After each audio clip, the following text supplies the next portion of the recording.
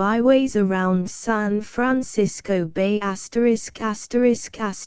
Byways around San Francisco Bay by W. E. Hutchinson 1915. Illustrated by the author. Frontispiece dedicated to my wife, the dearest yet severest of critics. Contents: Sunset in the Golden Gate.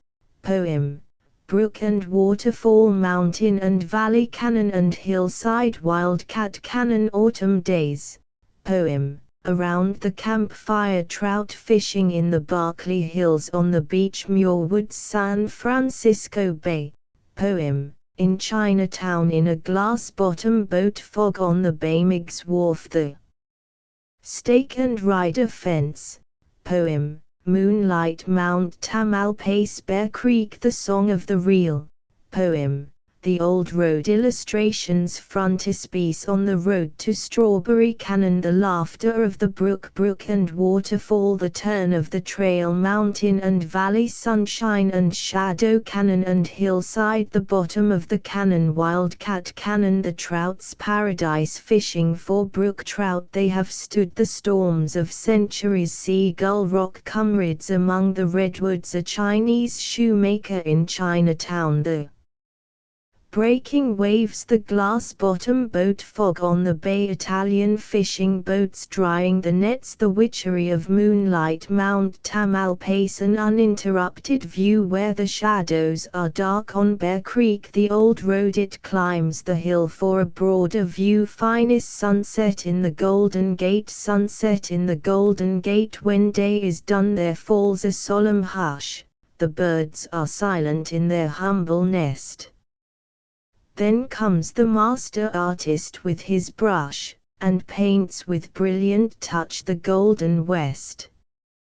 The blended colors sweep across the sky, and add a halo at the close of day. Their roseate hues far-reaching banners fly, and gild the restless waters of the bay. Mount Tamalpais stands in purple tire against the background, phoenix-like, ornate. Apollo drives his chariot of fire between the portals of the Golden Gate. No other hand than his who rules on high could wield the brush and spread such bright array upon the outstretched canvas of the sky, then draw the curtain of departing day. Brook and waterfall, California, the land of sunshine and roses, with its genial climate, its skies as blue as the far-famed skies of Venice, and its pure life-giving air, invites the lover of nature to take long tramps over hill and dale, mountain and valley, and to search out new trails in the rugged mountains. It is a common sight to see parties of men and women meet at the ferry building, dressed in khaki suits, with knapsacks strapped on their backs, waiting to take the boat across the bay to some of the numerous places of interest. There are plenty to choose from, but most of them go to the same places over and over, instead of searching out unfrequented nooks that give one a feeling of proprietorship when discovered. It is an old saying, and a trite one, that familiarity breeds contempt. It is certainly true, however, that we often pass over the familiar and commonplace to go into raptures over some lofty mountain peak, ignoring the gems that lie hidden away at its very base.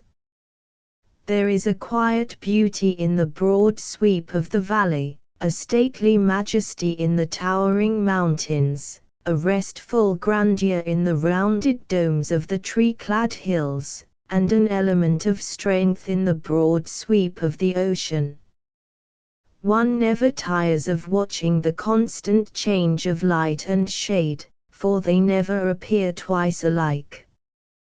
But we are in search of unfrequented nooks, the byways that others pass unnoticed, so we leave the prominent to seek out the obscure.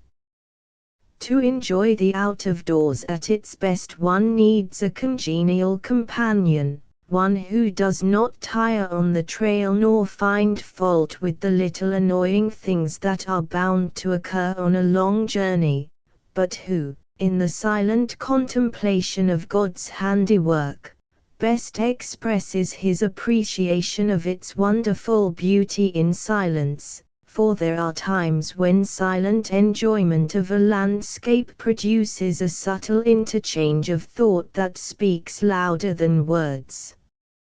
Such a one is Hal, more like a brother than a son, and in winding over tortuous trails and climbing the rugged sides of mountains we have become good comrades, bound together by the invisible tie of nature lovers and the call of the wild as well as the greater bond of kinship.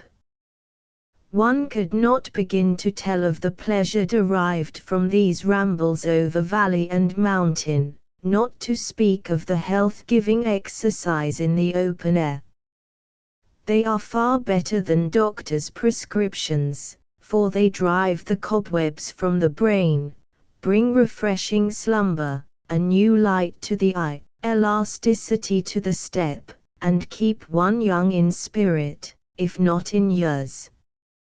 The laughter of the brook, the laughter of the brook. It was a bright June morning when Hal and I took the ferry boat for Sausalito, then by train to Mill Valley. It was just cool enough to make walking a pleasure, and after the clamor of the city the somber shadows of the forest, with its solitude, seemed like a benediction. On every side the giant redwoods tower hundreds of feet in air, straight and imposing, while the ground, on which the pine needles and crumbling bark have formed a brown mold, is as soft and springy to the tread as a velvet carpet. The resinous, aromatic odor of the pines, combined with the fresh woodsy fragrance, is like a tonic. Just ahead of us we see a growth of manzanitas, with their smooth purple-brown bark and pinkish-white flowers in crowded clusters, standing out vividly against the background of oaks and firs, and we sink knee-deep amid the ferns and blue and yellow lupine. It seems almost sacrilegious to trample these exquisite violet-hooded flowers beneath our feet. Close to the trail a little mountain brook sings merrily over its pebbly bed, dodging in and out among the rocks, or chuckling in glee as it dashes in mimic fury over some unseen obstacle, as if it were playing hide and seek with the shadows along the bank. And we stop to rest and listen with pleasure to the music of its woodland melody. A song sparrow joins in the chorus with his quaint sweet lullaby, like the tinkling of Venetian glass, his notes as clear and delicate as a silver bell. He evidently believes that singing lightens his labors, for he is industriously gathering material for the new home he is building close at hand, aided by his demure mate, who, in reality, does most of the work. Brook and waterfall, the trail grows steeper and harder to climb as we ascend. We hear the sound of falling water ahead of us, and around a bend in the path, and through an opening in the trees, we come upon a beautiful waterfall pouring over the rocks like a bridal veil. We drop our cameras and scramble down the rocks, drinking cup in hand, and slake our thirst at this crystal fountain. Was ever a more delightful draught for thirsty mortals than from this little pool hidden away here in this mountain fastness?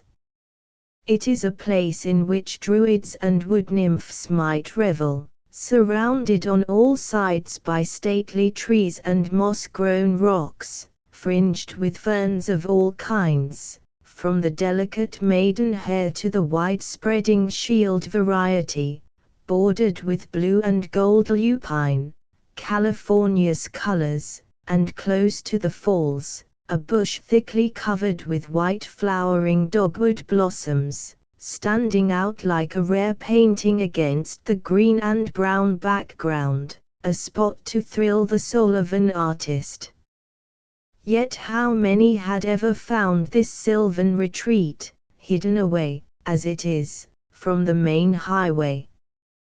Mountain and valley, it is hard for us to leave the falls with all their surrounding beauty, and with reluctance we take one last look at this delightful glen planted in the heart of the wilderness, and strike out on the upward trail. At a turn in the path, where it seems as if we were about to walk off into space, we get a glimpse through the trees of Mount Tamalpais. Towering above us with its seam-scarred sides, rent and torn by the storms of centuries, it rears its jagged dome amid the clouds.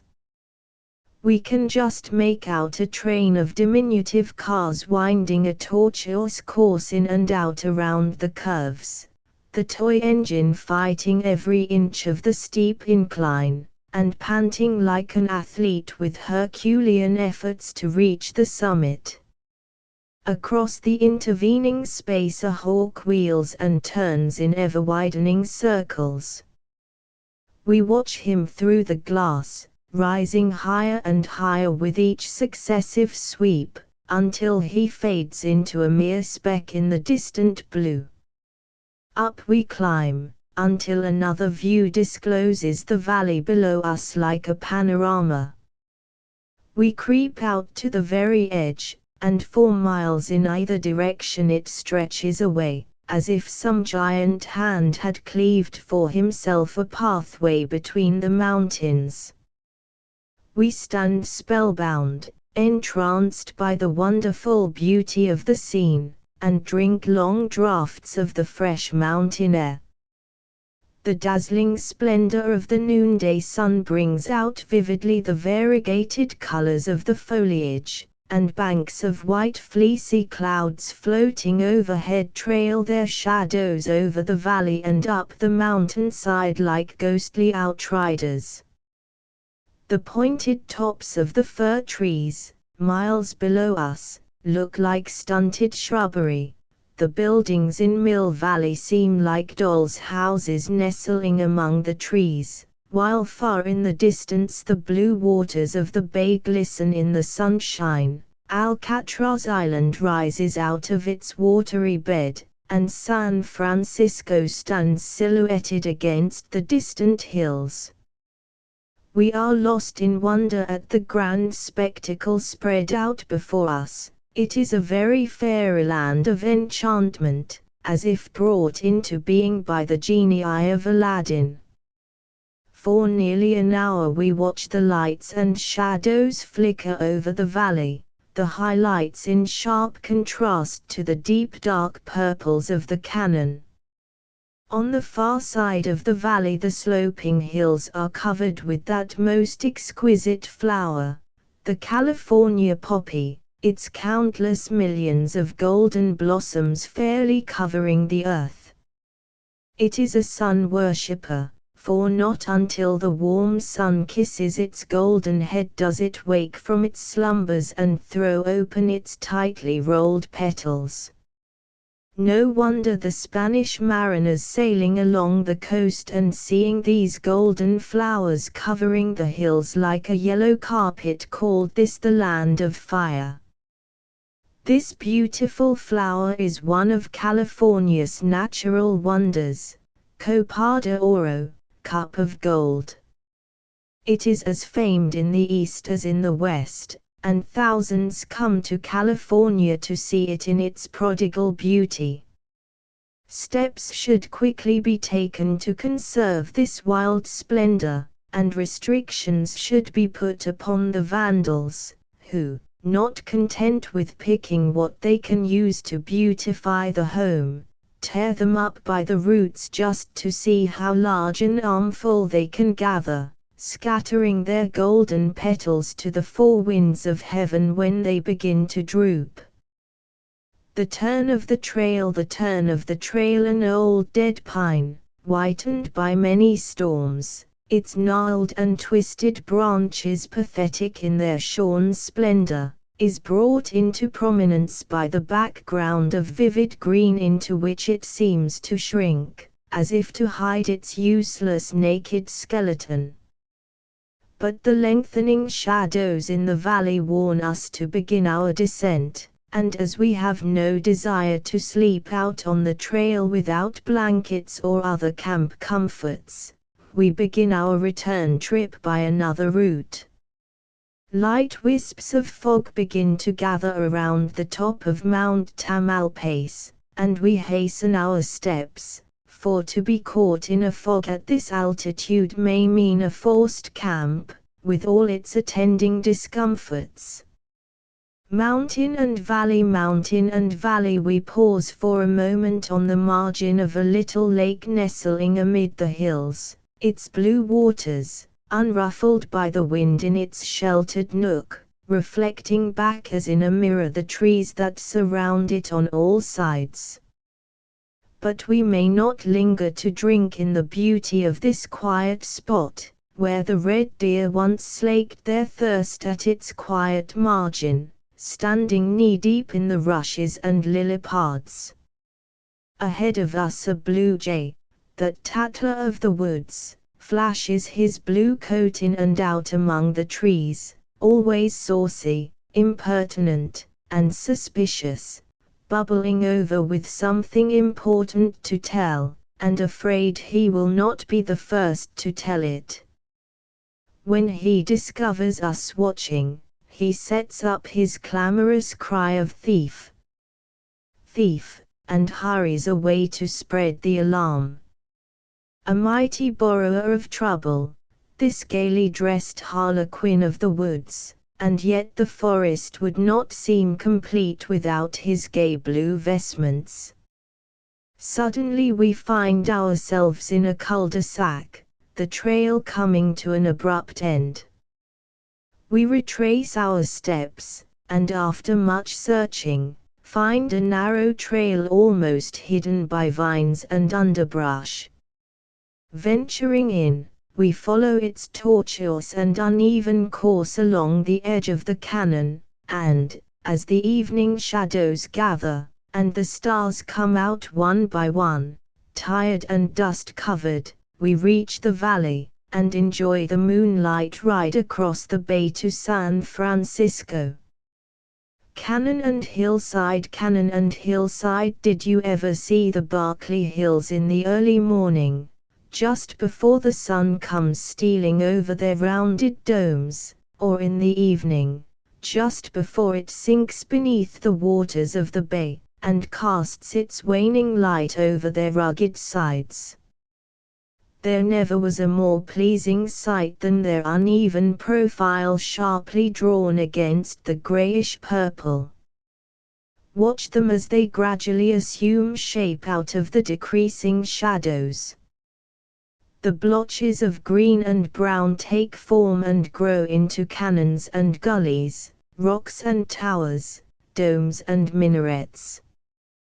What a place to build a mosque, and say one's prayers to the rising sun.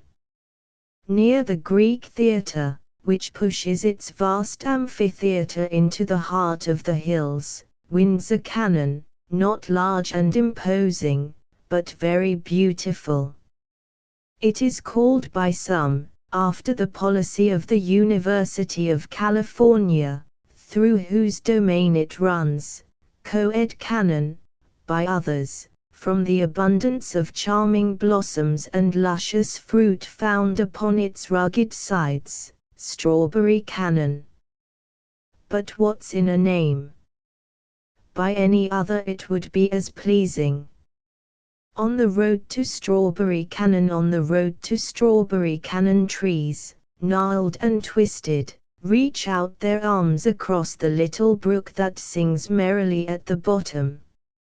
Far into the hills it pushes its winding way, and one must needs scramble over many a fallen tree and mossy rock in following its beautiful path.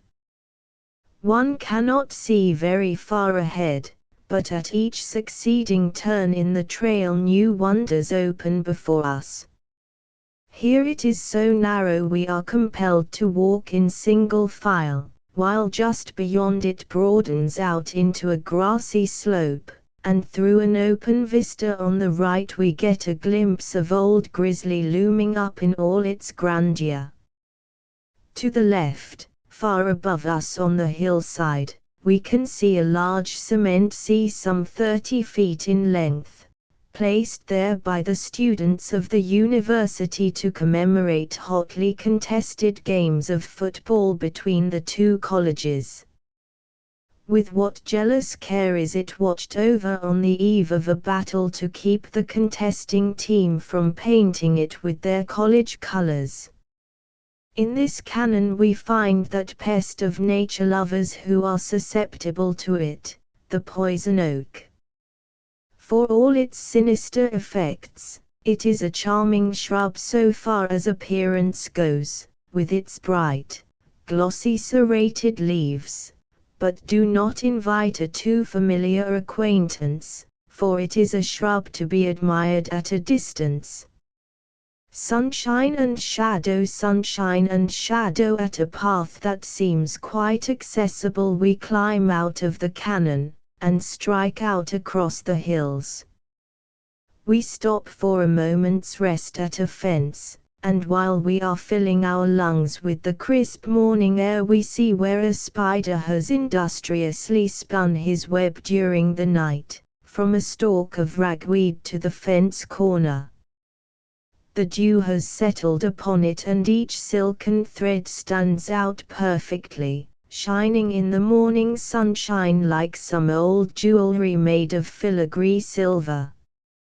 You little realize, you tiny spinner of silken fabrics, how easily your gauzy structure may be broken, and all your work come to naught, for on the fence a catbird, scolding incessantly, has one eye open for a stray titbit in the shape of a little weaver of webs, and you may help to make him an early breakfast.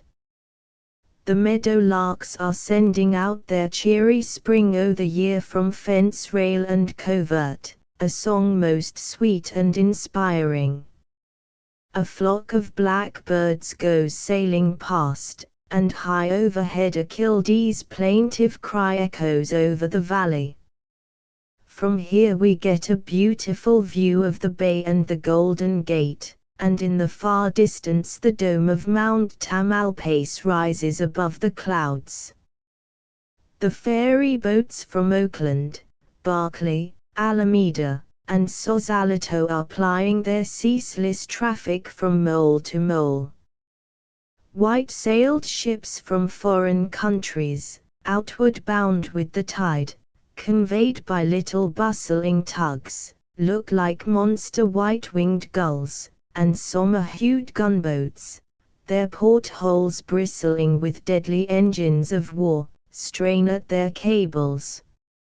It is an inspiring sight, and, turning away with reluctance, we circle the hill to Cragmont Heights, stopping to rest on the rocky summit that overlooks the valley. Cannon and hillside to our right in North Bray rises a massive pile of granite, known as Indian Rock. It marks the resting place of a number of Indian warriors who once roamed the surrounding hills, and is a fitting monument to this once noble race. This is the time of year when the birds set up housekeeping, and such debonair wooers the male birds are. Dressed in their gay attire, they display it to the best advantage before the fair sex.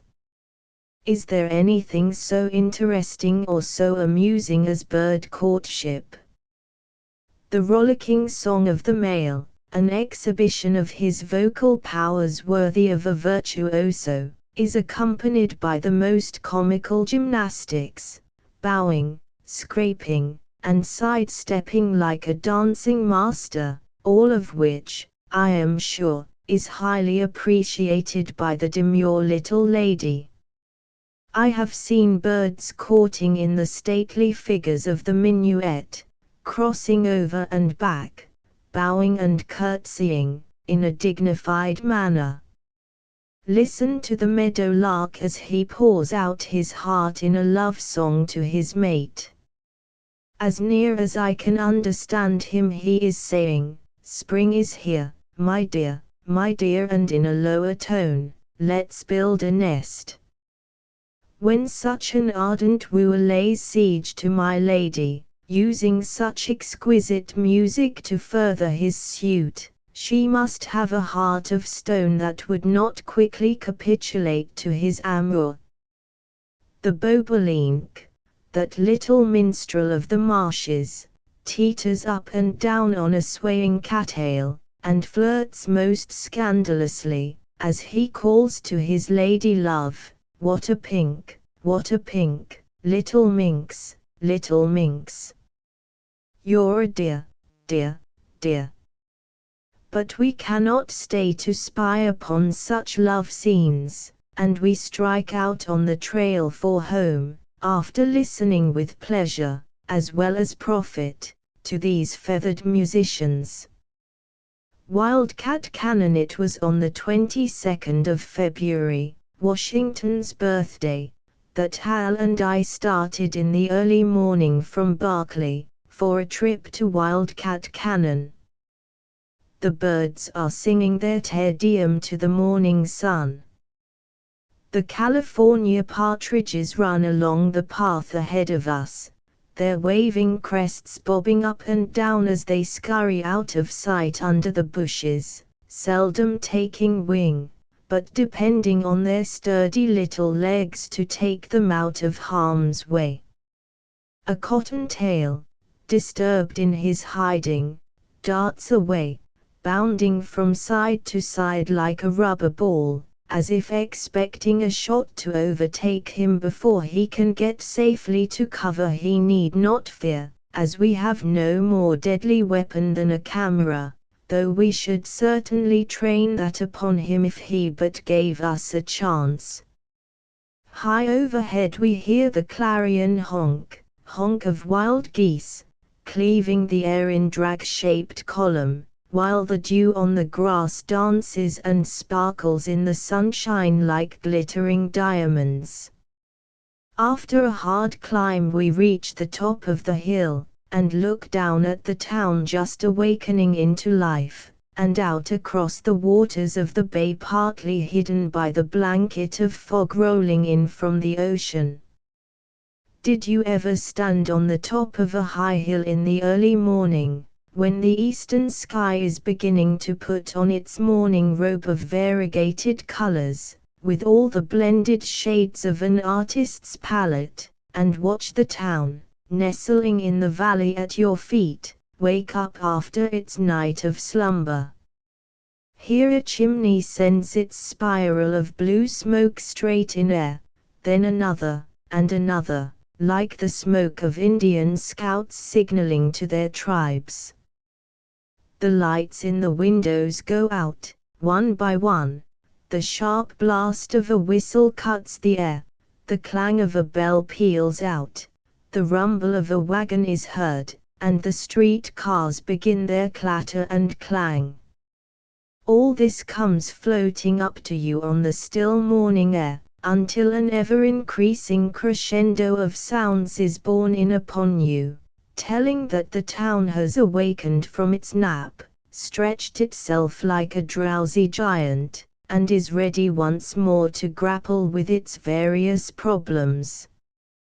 We pass a grove of tall eucalyptus trees on our left, their rugged trunks like an army of tattered, unkempt giants. From the brink of the old stone quarry, we gaze down into its prison-like depths, the perpendicular walls looking as if they had been carved out of solid rock to hold some primeval malefactor. Then we descend the hill on the other side to the cannon. The bottom of the cannon, the view on every side is magnificent. Rising out of the cannon, on the farther side, The rounded domes of the hills, clothed in velvet green, roll from one to another like huge waves of the ocean, while far to the right Old Grizzly stands majestically above the others, its top crowned with waving verdure, like the gaudy headdress of some mighty warrior. We descend into the canon by a well-marked trail, and the shade of the trees is most grateful after our walk in the sun. We follow downstream, where the speckled trout lie hid in the deep pools, and the song sparrows sing their sweetest, and at last find ourselves at the object of our quest, opposite the caves. There are 3 or 4 of these, large and small, which were used in former times by the Indians. We had fully intended to climb the face of this almost perpendicular cliff, to explore the caves, and photograph the interiors with the aid of flashlights, but decided that the climb was too hard, and the ground too wet and slippery for safety, as a false step or an insecure foothold would send us to the bottom with broken bones, if not broken necks. We contented ourselves with photographing the face of the cliff from a safe distance. Retracing our steps, crossing the stream, and making a long detour, we tried to reach the caves from above. It was a hard, tedious climb, over rough and jagged rocks, but after nearly an hour's struggle, slipping and sliding, holding on to every shrub that offered the semblance of a grip, we reached the top.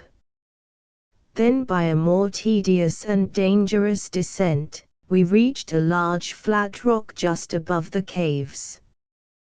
Crawling out upon the rock, and venturing as near the edge as we dared, we found it almost as impossible to reach the caves from above as from below, and finally gave up the attempt. Wildcat cannon, but we were well repaid for our rough climb, for a more magnificent panorama could hardly be found. We looked for miles up and down the cannon, in either direction, so far below us that the head grew dizzy. The trees followed the tortuous course of the cannon, and 2 men that we saw far below us looked like pygmies. Far above us a sparrowhawk circled above the trees, and we were told that an owl had a nest somewhere among the rocks. We did not look for it, but certainly nothing but an owl, or some other bird, could ever hope to scale the rocks successfully. We rested a long time on the top of the rock, enjoying the view, and regaining our wind for the climb to the top. This we accomplished without accident, save for the few scratches incident to such work. It was the season when the flowering currant puts on its gala dress of pink blossoms, and the banks of the creek for a long distance were like a flower garden. On the higher ground the beautiful zygadene plant, with its pompon of white star-shaped flowers, and long graceful leaves, grew in profusion. Maidenhair ferns, the only variety we saw, sent forth their delicate streamers from every nook and cranny, forming a carpet of exquisite texture. When we reached the top of the hill on our return, and looked down upon Berkeley, the sun was obscured by a high fog, and a cold wind came up to us from the bay, making us step lively to keep the blood circulating. We reached home late in the afternoon, worn, and leg-weary, but well satisfied with our holiday in Wildcat Canyon and the beautiful Berkeley Hills.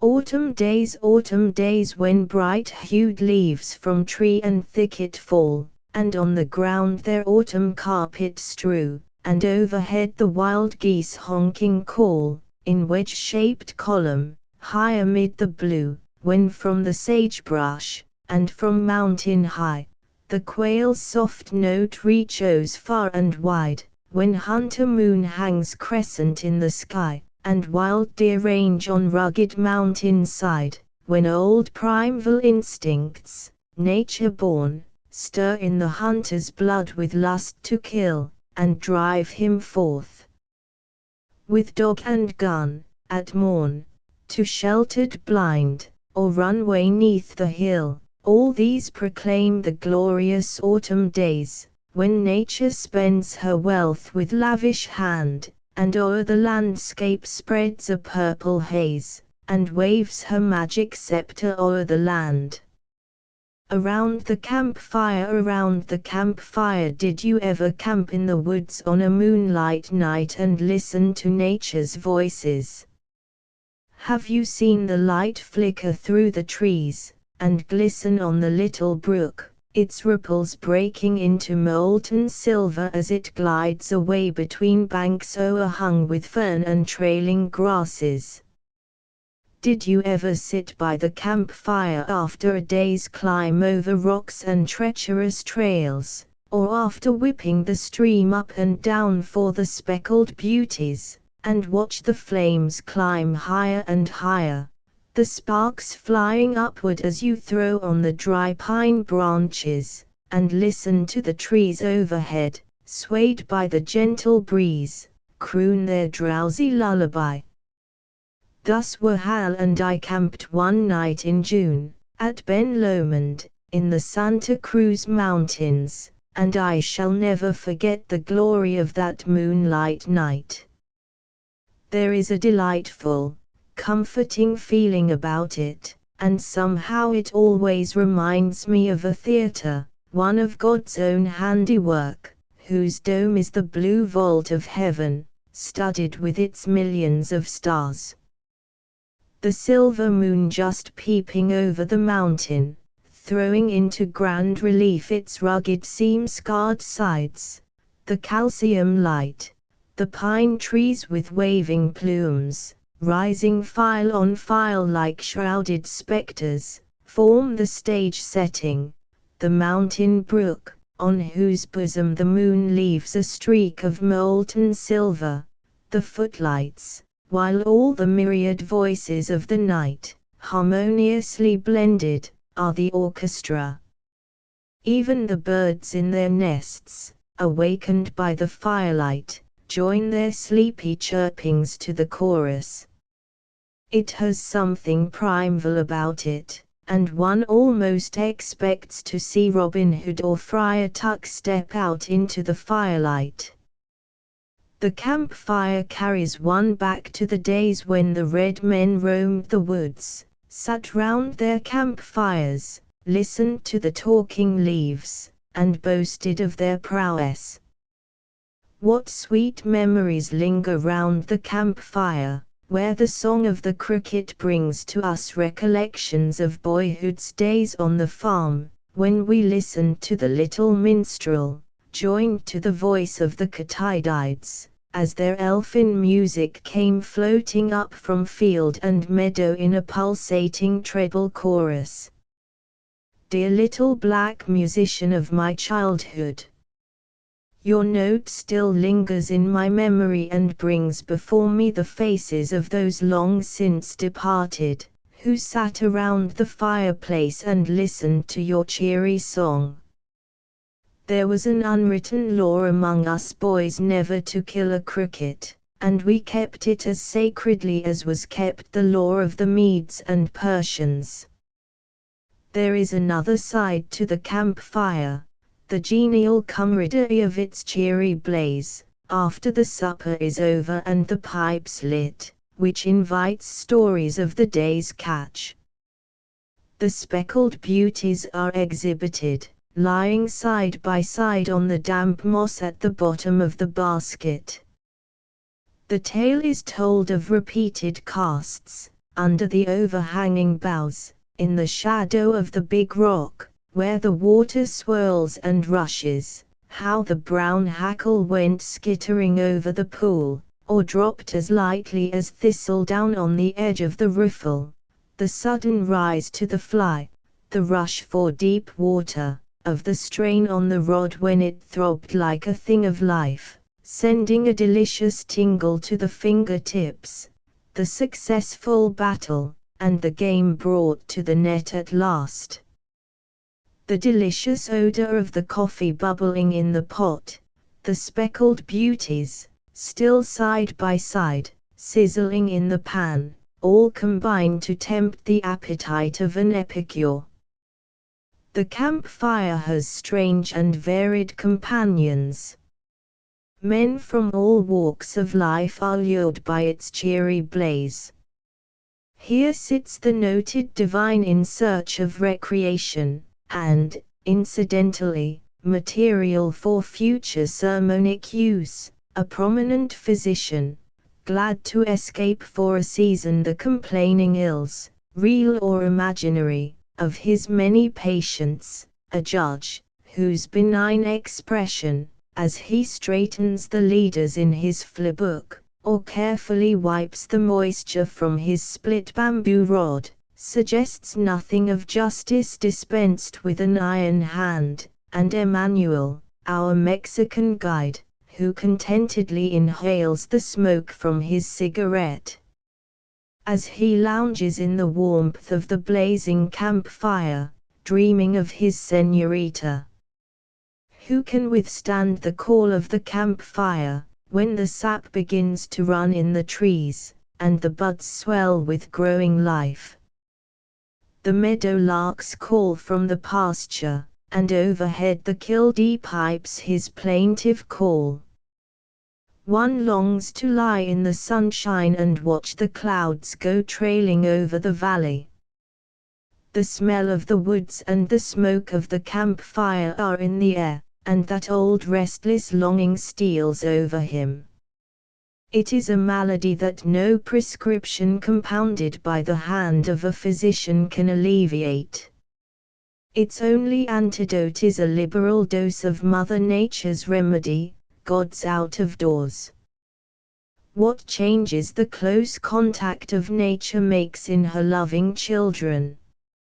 You would hardly know these men dressed in khaki suits and flannel shirts, smoking their evening pipes around the campfire, as the same men who attend receptions and banquets in the city, dressed in conventional evening clothes. And I dare say they enjoy the campfire, with its homely fare and cheery blaze, far more than electric lighted parlors and costly catering. But the campfire wanes. A stick burns through and falls asunder, sending up a shower of sparks. Charred embers only remain. We spread our blankets with knapsack for pillow. With no sound of traffic to mar our slumbers, soothed by the wind in the branches, and the gentle song of the mountain brook for a lullaby, we are wooed to sleep on the broad bosom of Mother Earth. Trout fishing in the Berkeley Hills. Trout fishing in the Berkeley Hills. Since the days when Isaac Walton wrote The Complete Angler, men have emulated his example, and gone forth with rod and reel to tempt the finny tribe from dashing mountain brook or quiet river. We, being his disciples, thought to follow his example, and spend the day in the Berkeley Hills whipping the stream for the wary brook trout.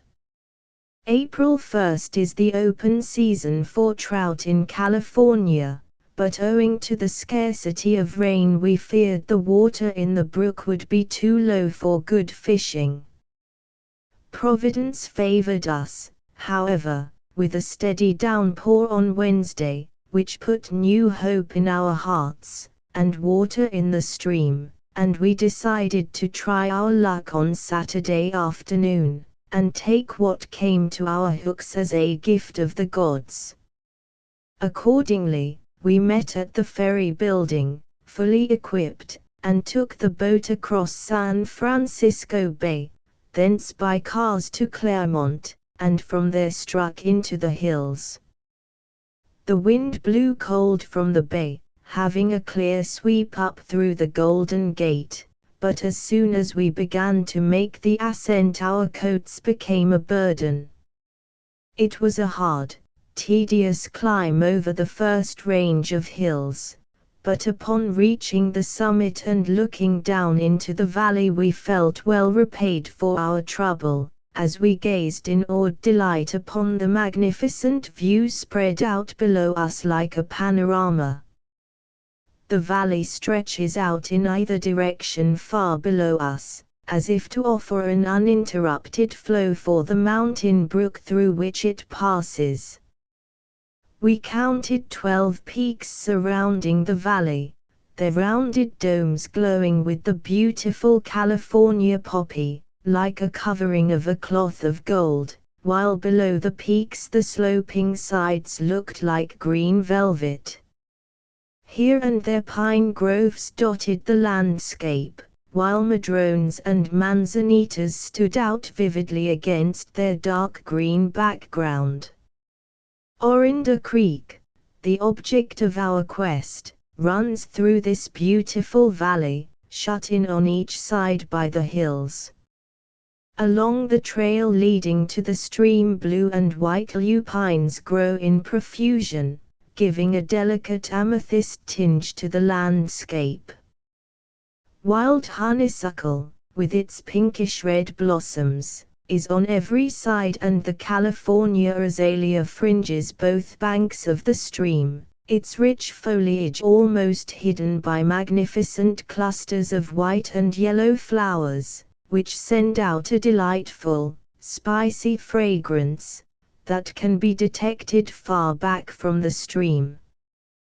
The trout's paradise, the trout's paradise, the meadowlarks called from the hillside their quaint spring o' the year, the song sparrows sang their tinkling melody from the live oaks, catbirds mewed from the thicket, and occasionally a linnet sang its rollicking solo as it performed queer acrobatic feats while on the wing. Ahead of us a blue jay kept close watch over our movements, but at last decided that we are harmless, and with a last shriek of defiance flew away to pour out his vituperations on other hapless wanderers. Adjusting our rods, and baiting our hooks with salmon roe, we crept down to where a little fall sent the water swirling around a rock, making a deep pool, and an ideal place for trout. Dropping our lines into the rapids, we let the bait float down close to the rock in the deep shadows. As soon as it struck the riffle there was a flash of silver, and the game was hooked. Away he went, the reel humming a merry tune as he raced back and forth across the pool, the rod bent like a coach whip, the strain on the line sending a delightful tingle to our fingertips. But he soon tired of the unequal contest, and was brought safely to the landing net. He was by no means a large fish, as game fish are reckoned, but to my mind it is not always the largest fish that gives the keenest sport. Reef equals images /071.jpg target equals blank fishing for brook trout from one pool to another we passed, wetting a line in each with fair success, scrambling over logs and lichen-covered rocks, wading from one side of the stream to the other, until the lengthening shadows warned us to wind in our lines and start for home. Well satisfied we were with the 32 trout reposing at the bottom of our basket. Our long tramp and the salt sea air had made us ravenously hungry, and the sandwiches that provident wives had prepared for us were dug out of capacious pockets and eaten with a relish that an epicure might covet. I shall never forget the trip back. Night overtook us before we were out of the first valley. The ascent was very steep, and we had to stop every few rods to get our wind. At last we reached the summit of Grizzly Peak, 1,759 feet above sea level, while to our right Bald Peak, 1,930 feet high, loomed up against the sky. The path on Grizzly was so narrow we had to walk single file, and a false step would have sent us rolling down hundreds of feet. The view, although seen in vague outline, was magnificent. Berkeley and Oakland lay 1,700 feet below us, their twinkling lights glowing through the darkness like fireflies. Out on San Francisco Bay the lights flashed from the mastheads of ships at anchor or from brightly lighted ferry boats plying from mole to mole, while far to the left, Lake Merritt lay like a gray sheet amid the shadows. In the middle distance off Yerba Buena Island 2 United States gunboats were at anchor, one of them sending the rays of its powerful searchlight here and there across the water, and making a veritable path of silver far out across the bay. Jackrabbits and cottontails scurried across our path and dodged into thickets. An owl flapped lazily over our heads and sailed away down the valley, evidently on his nocturnal hunting. But we had little time or inclination to give to these mountain creatures, as we had to pay strict attention to our footing. The last descent proved to be the hardest, for the grade was as steep as the roof of a house, but we finally succeeded in scrambling down, and at last reached the grove surrounding the Greek amphitheater, then home, footsore and weary, but happy with our afternoon's outing on the trout streams in the Berkeley Hills. On the beach we stand in awe at the grandeur of the mountains, thrusting their snow-capped summits into the clouds, and it is indeed a glorious sight. But the ocean, with its ceaseless motion, its wonderful rising and falling of the tides, and its constant and mysterious moaning, is not to be outdone in sublimity, and offers a keen delight to the lover of nature. Its sands and waters are ever changing. Its rugged coast, with rocks scattered in wild profusion, is one of the most interesting spots in all the world. A piece of wreckage is thrown upon the beach, and you wonder what dire disaster happened far out at sea, and if the rest of the ship went to the bottom with all on board. But take it home, let it dry in the sun, then place it on your open grate fire, and as you watch the iridescent blaze curl up the chimney, dream dreams, and weave strange fancies in the light of your driftwood fire. A day at the seashore is one of pleasure, a delightful change from woods and uplands to rocks and rushing waters.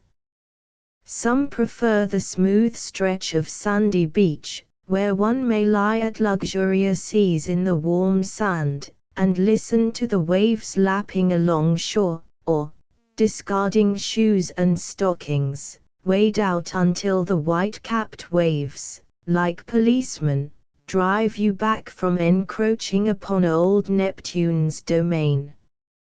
But we prefer the rocky cliffs, combined with the sandy beach, and such a place is Land's End, near the Golden Gate, in San Francisco.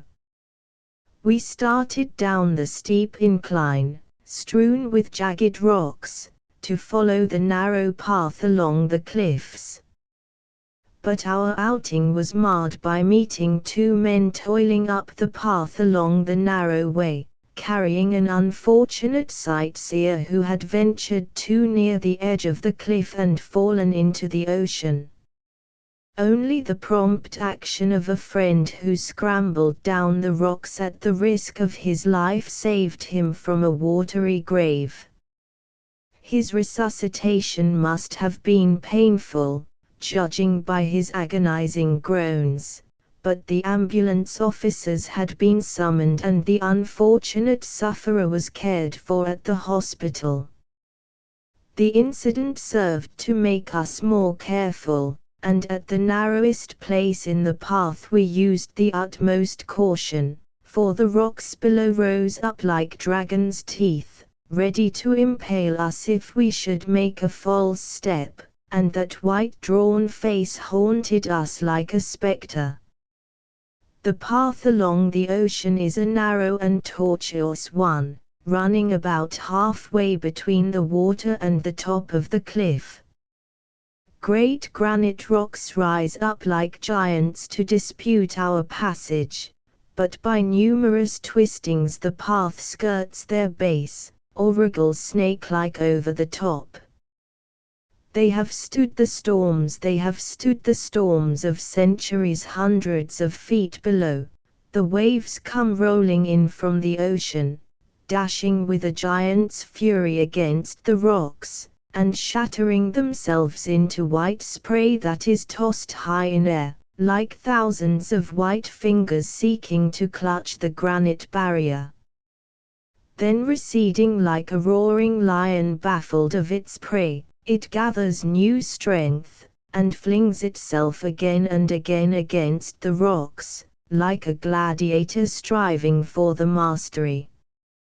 Here, in a massive pile of rocks, is a deep, dark cavern, evidently worn by the action of the waves that have pounded against it for centuries. Looking out upon the ocean, we see a wave mightier than all the others sweeping onward, as if challenging the rocks to mortal combat, its mighty curving crest white and seething with foam, hissing like a serpent. On it comes, sweeping over half-submerged rocks, growling in its fury, sublime in its towering majesty, awful in its giant's strength. Nearing the rocks, it seems to hang suspended for a moment, then hurls itself as from a catapult against the barrier with a sound like thunder, filling the cavern to its utmost, causing the ground to fairly tremble with the impact, and sending the white spray high up the face of the cliff, to be scattered like chaff before the breeze. And the old rock that has stood the storms of ages, looks down at its beaten and broken enemy, swirling, seething, and snarling at its feet, and fairly laughs at its puny efforts. Seagull Rock, here we venture to a place that seems accessible in order to procure a photograph. It was a foolhardy undertaking, and we knew it. But fortune favored us, and the much-desired picture was secured. But thus will men gamble with death to gratify a whim, for a false step or sudden vertigo would have sent us crashing onto the jagged rocks below. Overhead the seagulls beat the air on tireless wings, or skim close to the water, intent upon their ceaseless search for food.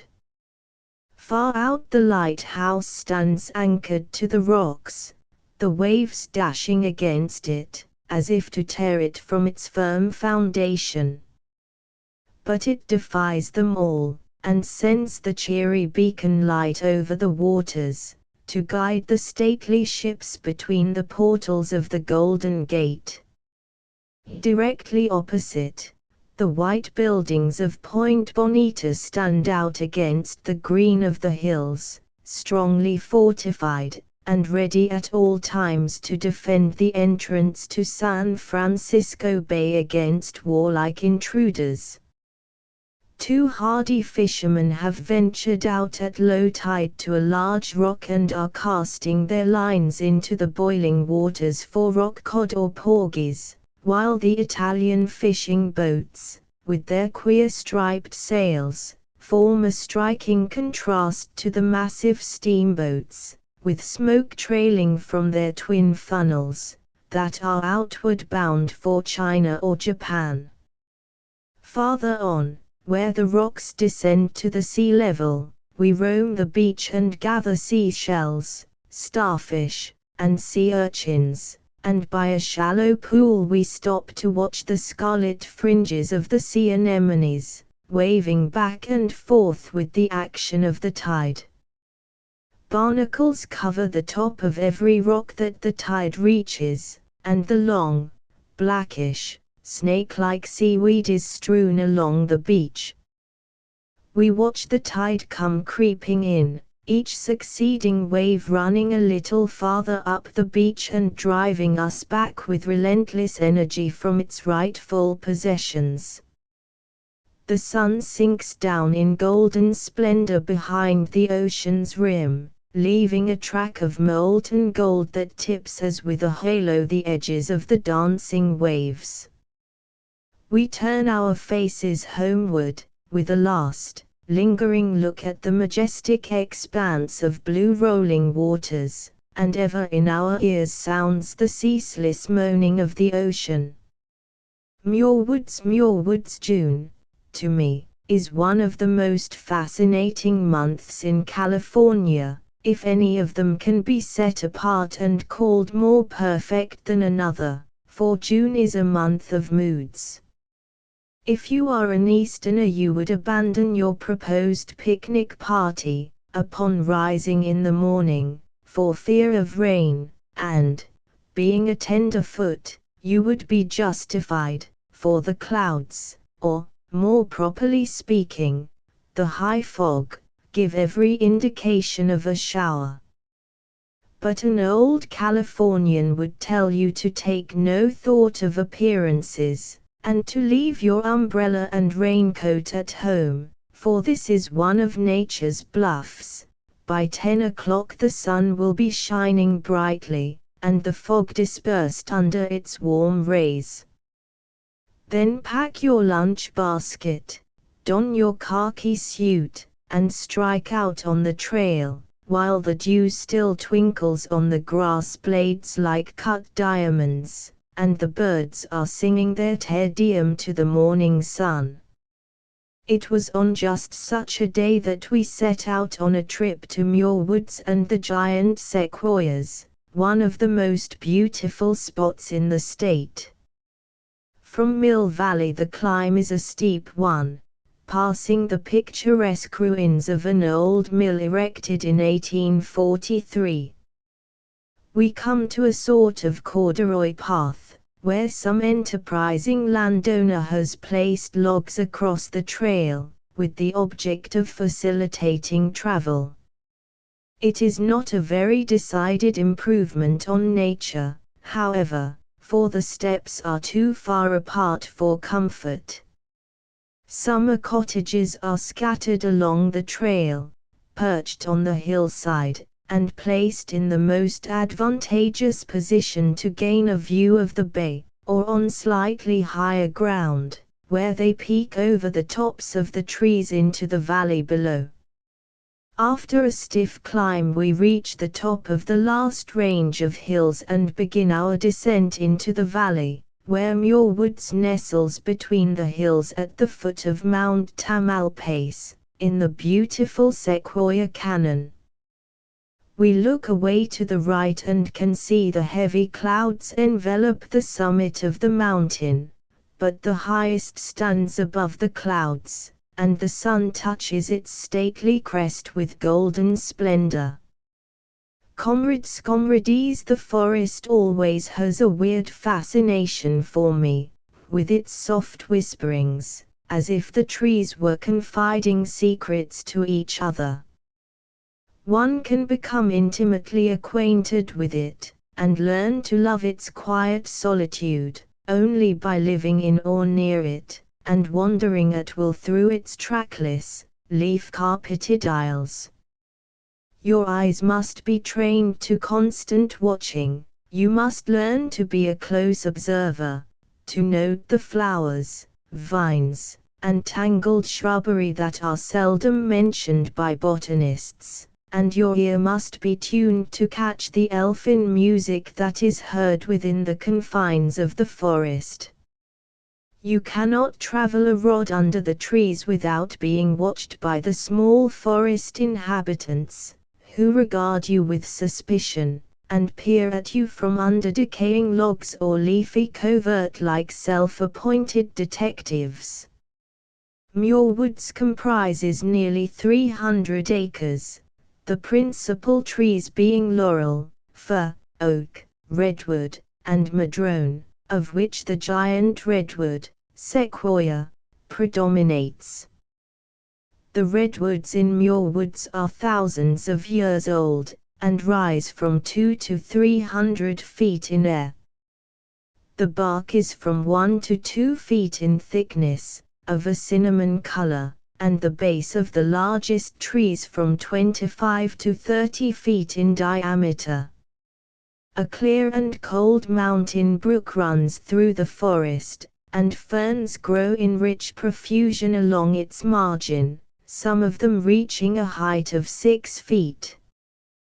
One cannot but note the profound quiet of the forest, as if these mighty trees that had withstood the storms of centuries were afraid their secrets might be wrested from them. In some past ages fire has swept through the forest, laying some of these giants low, but other trees have sprung from their charred stumps, and rear their straight trunks and green-crowned heads hundreds of feet above the surrounding foliage. These stately trees have grown and flourished like Solomon's temple with no sound of woodman's axe to mar the quiet solemnity of this primeval forest. One stands in awe in the presence of these wonderful sequoias, the greatest of trees, and we converse in low tones, as if standing in the presence of spirits of bygone ages.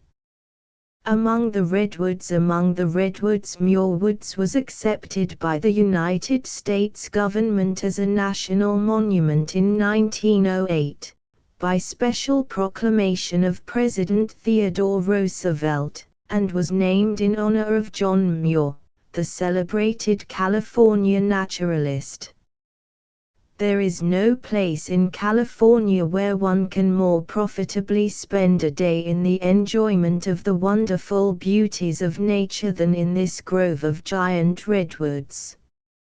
San Francisco Bay, where once the Indians' canoe roamed o'er the bay, with silent motion, sped by warrior's hand. The seagulls wheel and turn in columns gray, and on the beach the miners' cabins stand. Now, white-sailed ships sail outward with the tide.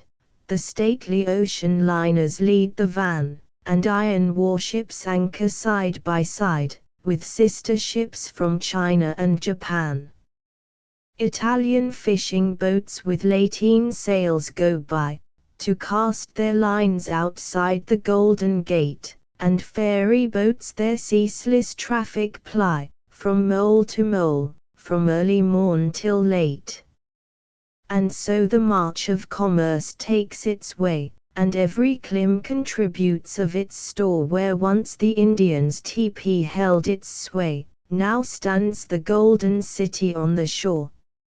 In Chinatown, if you are a tourist, making your first visit to San Francisco, you will inquire at once for Chinatown, the settlement of the Celestial Kingdom, dropped down, as it were, in the very heart of a big city, a locality where you are as far removed from anything American as if you were in Hong Kong or Fuzhou. Chinatown is only about 2 blocks wide by 8 blocks long. Yet in this small area from 10 to 15,000 Chinese live, and cling with all the tenacity of the race to their Oriental customs and native dress. They are as clean as a new pin about their person, but how they can keep so immaculate amid such careless and not over-clean surroundings is a mystery not to be solved by a white man. For a few dollars a guide will conduct a party through Chinatown, and point out all the places of interest, but we preferred to act for ourselves in this capacity, and saunter from place to place as our fancy dictated. Stores of all kinds line both sides of Grant Avenue, formerly called DuPont, where all kinds of Chinese merchandise are displayed in profusion. At one place we stopped to examine some most exquisite ivory carvings, as delicate in tracery as frost on a window pane. Next we lingered before a shop where the women of our party went into raptures over the exquisite gowns and the beautiful needlework displayed. Here are shown padded silks of the most delicate shades, on which deft fingers have embroidered the ever-present Chinese stork and cherry blossoms, as realistic as if painted with an artist's brush. That peculiar building just across the way is the Kaonan Lo restaurant, resplendent with dragons and lanterns of every shape and size suspended above and about the doorway. If you are fond of chop suey, or bird's nest pudding, and are not too fastidious as to its ingredients, you may enjoy a dinner fit for a mandarin. We stop before a barber shop and watch the queer process of shaving the head and braiding the queue. The barber does not invite inspection, as the curtains are partly drawn, but we peep over the top and look with interest at the queer process of tonsorial achievement, much to the disgust of the barber and his customer, if the expression on their faces can be taken as an index of their thoughts. Then to the drug store, the market, the shoe shop, and a dozen other places, to finally bring up where all the tourists do, at the Marshall Fields of Chinatown, Sing Fat's, a truly marvelous place, where one can spend hours looking over the countless objects of interest. A Chinese shoemaker. One of the pleasures of Chinatown is to see the children of rich and poor on the street, dressed in their oriental costumes, looking like tiny yellow flowers, as they pick their way daintily along the walk, or are carried in the arms of the happy father, never the mother. If you would make the father smile, show an interest in the boy he is carrying so proudly. To gamble is a Chinaman's second nature. Games of Fantan and Paigao are constantly in operation, and the police either tolerate or are powerless to stop them. Tong wars are of frequent occurrence, crime and its punishment being so mixed up that an outsider cannot unravel them. The San Francisco police have struggled with the question, but have finally left the Chinese to settle their own affairs after their own fashion. Opium dens flourish as a matter of course, for opium and Chinese are synonymous words. You can tell an opium fiend as far as you can see him. His face looks like wet parchment stretched over a skull and dried, making a truly gruesome sight. Every ship that comes into the bay from the Orient is searched for opium, and quantities of it are found hidden away under the planking, or in other places less likely to be detected by the sharp-eyed officials. When found, it is at once confiscated. In Chinatown, the Chinese are an extremely superstitious people, and it is very difficult to get a photograph of them, for they flee from the cameraman as from the wrath to come. When you think you are about to get a good picture, and are ready to press the button, he either covers his face, or turns his back to you. The writer was congratulating himself on the picture he was about to take of 4 Chinese women in their native costumes, and was just going to make the exposure, when 4 Chinamen who were watching him deliberately stepped in front of the camera, completely spoiling the negative.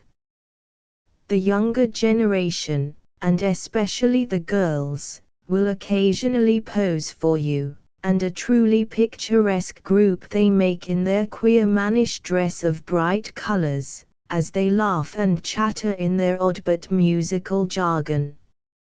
A few years ago you could not persuade a Chinaman to talk into a telephone, for, as one of them said, no can see talkie him, meaning he could not see the speaker. Another said, debil talkie, mean no likey him, but now this is all changed. Some there are who still cling to their old superstitions, but they are few. The march of commerce levels all prejudices, and the telephone is an established fact in Chinatown. They have their own exchange, a small building built in Chinese style, and their own operators. Even the San Francisco telephone book has one section devoted to them, and printed in Chinese characters. And so civilization goes marching on, the old order changeth, and even the Chinaman must of necessity conform to our ways. But the Chinatown of today is not the Chinatown existent before the great disaster of 1906. It has changed, and that for the better both for the city and the Chinaman. Mr. Arnold Jenth, in his Old Chinatown, says, I think we first glimpsed the real man through our gradual understanding of his honesty. American merchants learned that none need ever ask a note of a Chinaman in any commercial transaction, his word was his bond. And while they still have their joss houses, worship their idols, gamble, and smoke opium, they are their own worst enemies. They do not bother the white men, and are generally considered a law unto themselves. As we pass on down Grant Avenue we meet a crowd gathered around a bulletin board, where hundreds of red and yellow posters are displayed. All are excited, chattering like magpies, as they discuss the latest bulletin of a Tong War, or some other notice of equal interest, and here we leave them, and Chinatown also, passing over the line out of the precincts of the Celestial, and into our own God's country. In a glass-bottom boat about 100 miles south of San Francisco lies the beautiful Monterey Bay. Here hundreds of fishing boats of all styles and sizes tug at their anchors, awaiting the turn of the tide to sail out and cast their lines for barracuda, yellowtail, and salmon, which abound in these waters to gladden the heart of the sturdy fisherman. One may forego the pleasure of fishing if so inclined, and take a sail in the glass-bottom boat, viewing through its transparent bottom the wonders of the mighty deep. There were 15 in our party, ranged along each side of the boat.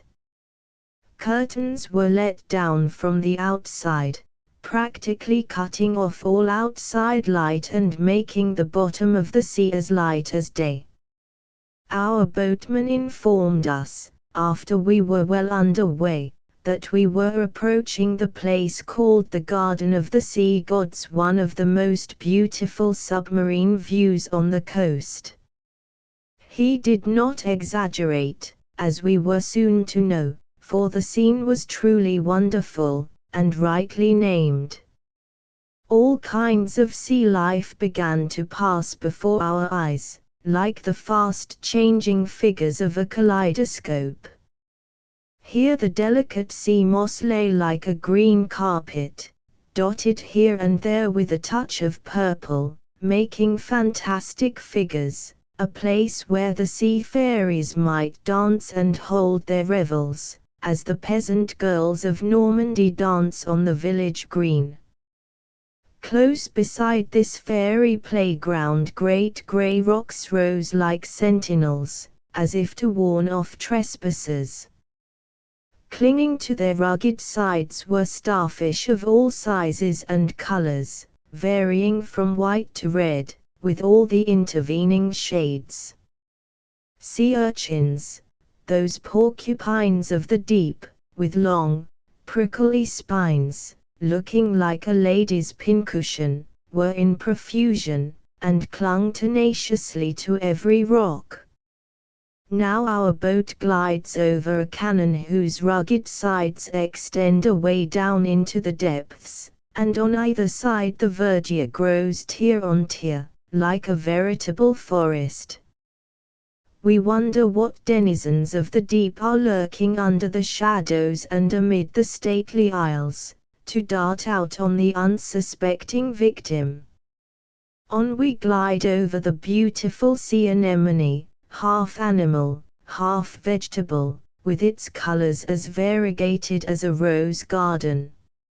Seaweed and kelp wave to us as we pass, long-stemmed sea grasses moving by the action of the waves, like a feather ball worn by some sea nymph, twist and turn like a thing alive, tall, feathery plumes, as white as snow, or as green as emerald, toss to and fro, and make obeisance to old Neptune.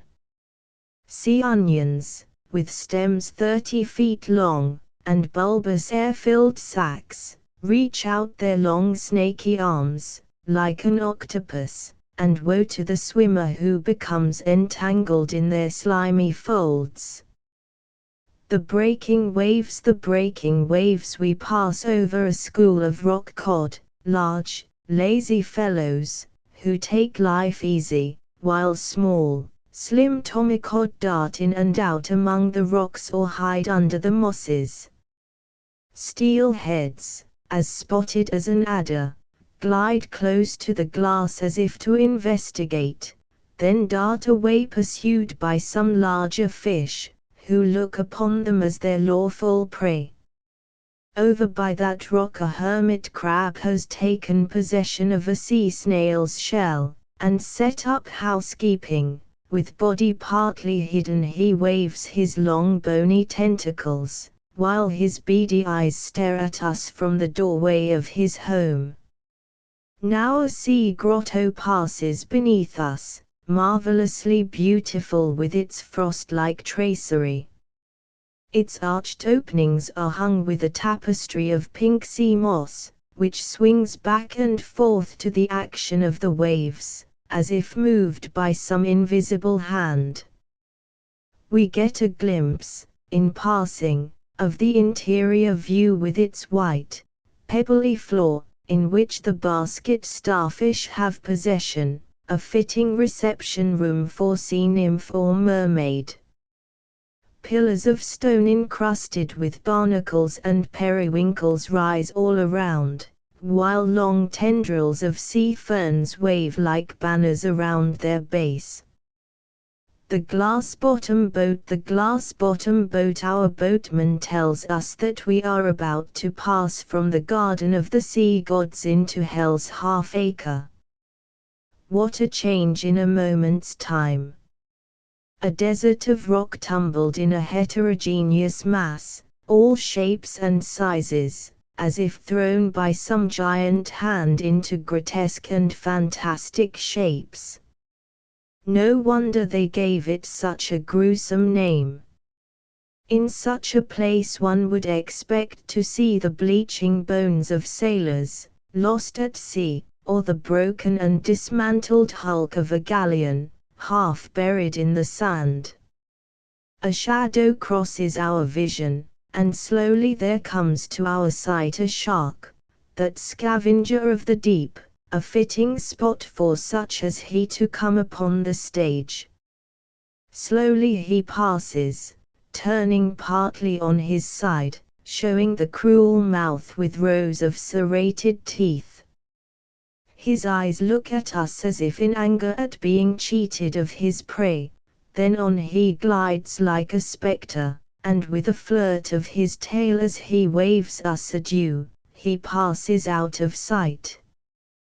We breathe a sigh of thanksgiving that the boat is between us and this hideous, cruel monster, and another sigh of regret as our boat touches the wharf, to think that the trip is so soon ended. Truly, those who go down into the sea in ships have wonders revealed to them such as were never dreamed of in the mind of man. Fog on the bay, one could hardly find a more perfect morning than this in early March. The sun was heralded over the hills in a blaze of glory, meadowlarks strung like beads on a telegraph wire were calling their cheery notes, and robins were singing their overture to the morning sun. Boarding the Key Route train, I soon arrived at the Oakland Mole, to find it crowded with a restless tide of humanity, waiting impatiently for the overdue boat. Each arriving train added to the congestion, until the building between the tracks and the gangway was crowded with anxious commuters. Finally, after much speculation as to the delay, the tardy boat arrived, and a steady stream of people flowed by the 3 gangways to the upper and lower decks. The last straggler was on board and the gangplank lifted, reminding me of the stories I had read of raising the drawbridge across the moat of some ancient feudal castle, and leaving the mole with its imitation portcullis behind. We steamed out into the bay. The sun shone from a cloudless sky, and there was not enough wind to straighten out the pennant from the masthead. We were hardly opposite Yerba Buena Island, however, when we ran into a fog that completely engulfed us.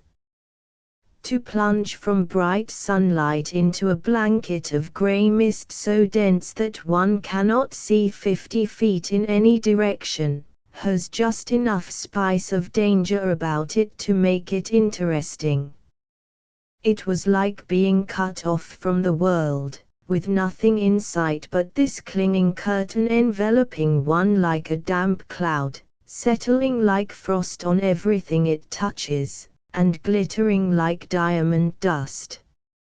An undercurrent of anxiety pervaded the ship, for we were running with no landmark to guide us, and with only the captain's knowledge of the bay and the tides to bring us safely through. Passengers crowded to the rails, straining their eyes into the dense smother, while whistles were blowing on all sides.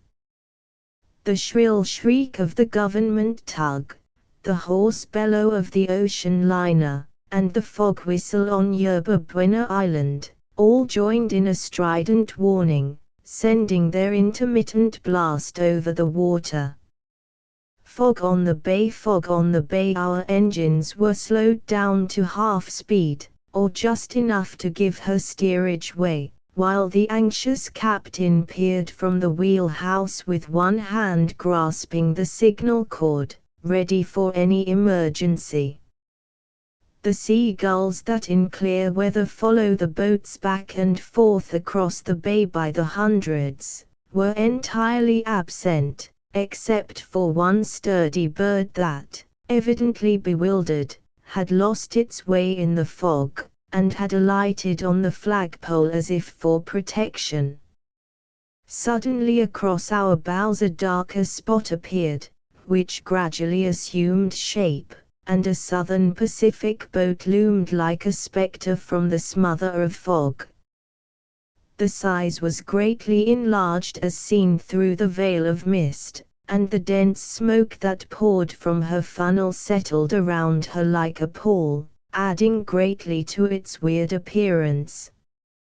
Our captain was on the watch for just such an occurrence, and 3 short, sharp blasts from our whistle notified the oncoming boat that we had stopped our engines. But the tide was running strong, and we drew closer and closer together, until we involuntarily held our breath, and nerves were strung to the highest tension. The great screws churned the water into foam as we slowly backed away from each other, like gladiators testing each other's strength, and the Southern Pacific boat vanished into the fog like a ghost, swallowed up, as if wiped from the face of the waters, sending back its deep bellowing whistle as if bidding an angry defiance to the elements. Slowly we moved forward, feeling every inch of the way, like one groping in the dark, passing boat after boat without accident. One, a 3-mast schooner, loaded with lumber, came so near that we could toss a stone on board, and a woman who stood in the bow waved a large tin horn at us, and then applied herself to blowing it most industriously. At last the bells on the piers at the ferry came floating across the waters, faint at first, but growing louder as we advanced, and never did bells sound sweeter or more welcome. I imagine they were thrice welcome to our captain, for they gave him the direct course to our anchorage. Slower and yet slower we moved, our screws scarcely making a ripple on the water, for many other boats were cautiously feeling their way to their respective berths, and we must use all our caution not to run foul of them. At last came the cry from someone, "There's the light," and flashing out from the pier, its electric rays cutting its way through the wall of fog, shone that intermittent flame, and we knew that only a few feet away was the dock and safety. As the crowd hurried from the boat, anxious to reach their several places of business without further delay, many turned and looked up at the wheelhouse, to see the man whose nerve and faithfulness to duty had piloted us safe to port. In that blue-uniformed figure, still standing with hand upon the wheel, we saw a person boyish in appearance, but every inch a man. Miggs Wharf north from the ferry building, and near the foot of Powell Street, is one of the old landmarks of San Francisco, known as Miggs Wharf. In the early 60s an old saloon was located on the shore end of this wharf, and connected with it was a museum which contained many quaint curios from other lands, some of them of considerable value. The occupant of this saloon never allowed the place to be cleaned, and for years the spiders held undisputed possession, weaving their webs without fear of molestation, until every nook and corner was filled with their tapestry, and from ceiling and rafter hung long festoons of gossamer threads that swayed back and forth in the breeze. It was a place much visited by tourists, and a trip to San Francisco was not considered complete without visiting this cobweb museum, a name bestowed upon it by its many guests. It is said that Robert Louis Stevenson loved to visit this wharf and listen to the tales told by the hardy sailors, and that out of them he wove some of his most delightful South Sea Island stories. Miggs died in Peru in 1877, where he fled, a fugitive from justice, and has long since been forgotten except by the older residents. The wharf still remains, however, though more familiarly known to the people of this generation as Fisherman's Wharf, but the old cobweb saloon and museum are things of the past.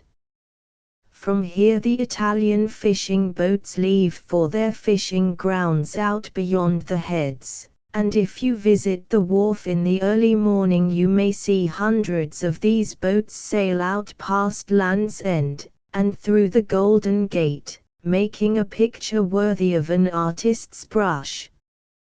Italian fishing boats when the sun comes flashing over the hills, and the dancing waves glisten with its rosy light, then the waters of the bay take on the color of the amethyst. Go then to Miggs Wharf, and see the fishing boats start out with lateen sail full set, hear the yo-heave-ho of the swarthy Italian fishermen, as they set their three-cornered, striped sail to catch the breeze, and imagine yourself on the far-famed Bay of Naples. Your imagination does not suffer by comparison, as San Francisco, like Naples, is built upon the hills, and Mount Tamalpais across the bay, with wreaths of fog floating around its summit, might well be taken for Mount Vesuvius. Drying the nets out through the portals of the Golden Gate they sail, like brown-winged pelicans, to drop their nets and cast their lines into the mighty deep. But these picturesque boats are fast giving way to more modern conveyances, and the fussy motorboat, that is not dependent upon wind or tide, will soon relegate the lateen sail to total obscurity. Go again to the wharf in the late afternoon, and watch these same boats come laboring in against the tide, sunk deep in the water with their day's catch. See them unload, and spread the nets to dry, and if you can find one of these grizzled old salts off duty, and he feels so inclined, he will tell you, between puffs on his short, black pipe, strange and interesting stories of adventure at sea or of shipwreck on Lonely Island. Then, as the sails are furled, and all made snug aloft and below, and the boats bob up and down on the long swells, straining at their moorings, the sun sinks down behind the ocean, leaving the wharf in shadow. The lights begin to gleam in the city. The tower of the ferry building gleams like a beacon, outlined with its thousands of incandescent lights, and the ferry boat takes us across the bay and home, to dream of queer-shaped sails, of ancient mariners, and the golden city on the bay. The stake and rider fence, I love to let my fancy go wandering where it will, to the happy days of boyhood, to the meadow and the hill, to the brooks and quiet places, to the woods that seemed immense, but they always linger fondly at the stake and rider fence. Here, cicadas sing their loudest, and the crickets draw the bow, and the hoppers and the locusts join the chorus, soft and low, and you hear the bees humming like a fiddle with one string, while the air just seems to vibrate with a soothing kind of ring.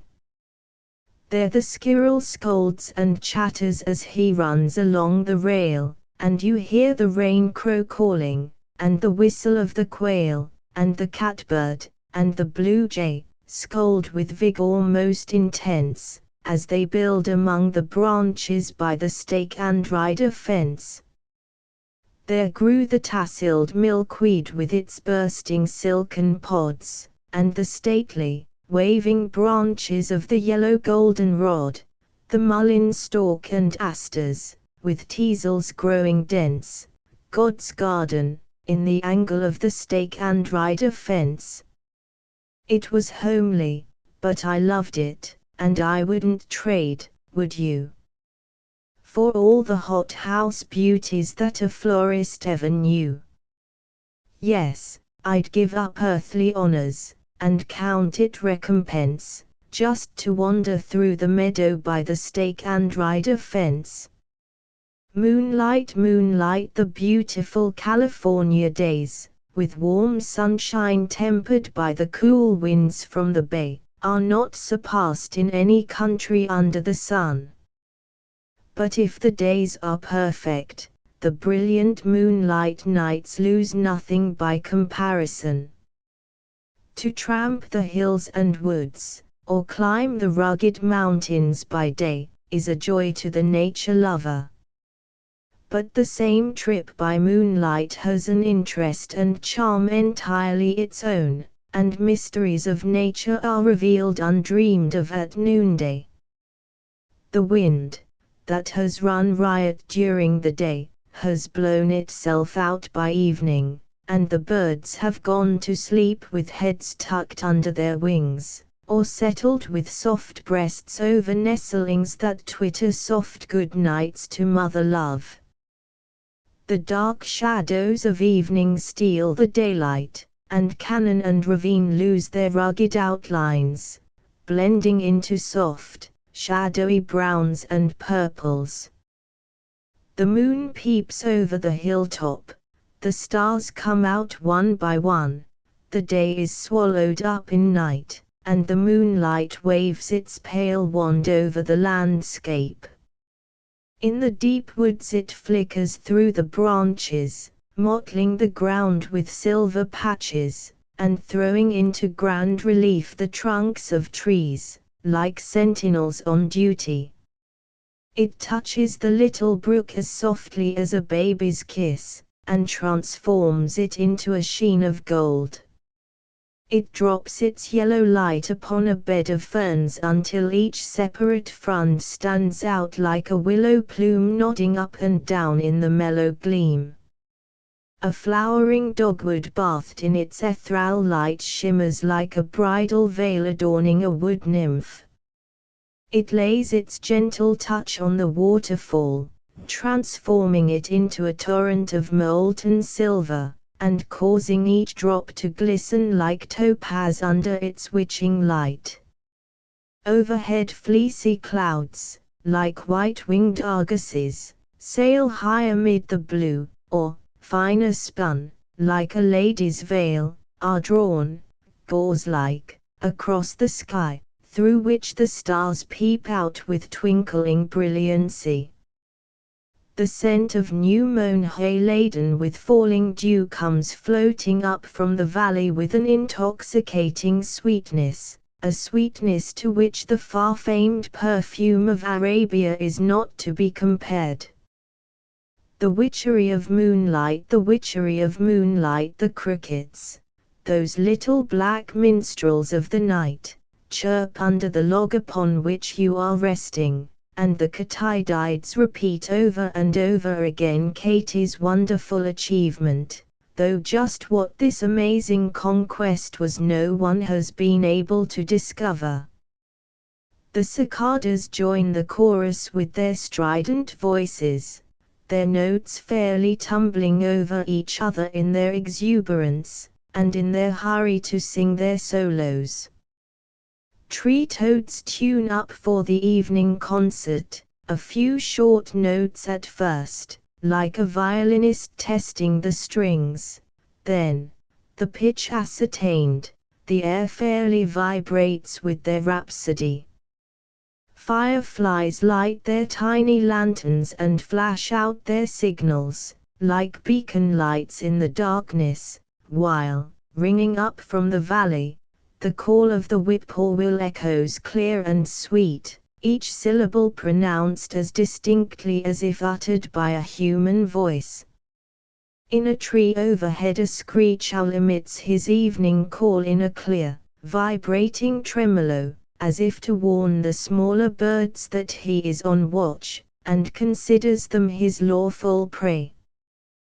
The nighthawk wheels in his tireless flight, graceful as a thistledown, soaring through space without a seeming motion of the wings, emitting a whirring sound from wings and tail feathers, and darting, now and again, with the swiftness of light after some insect that comes under his keen vision.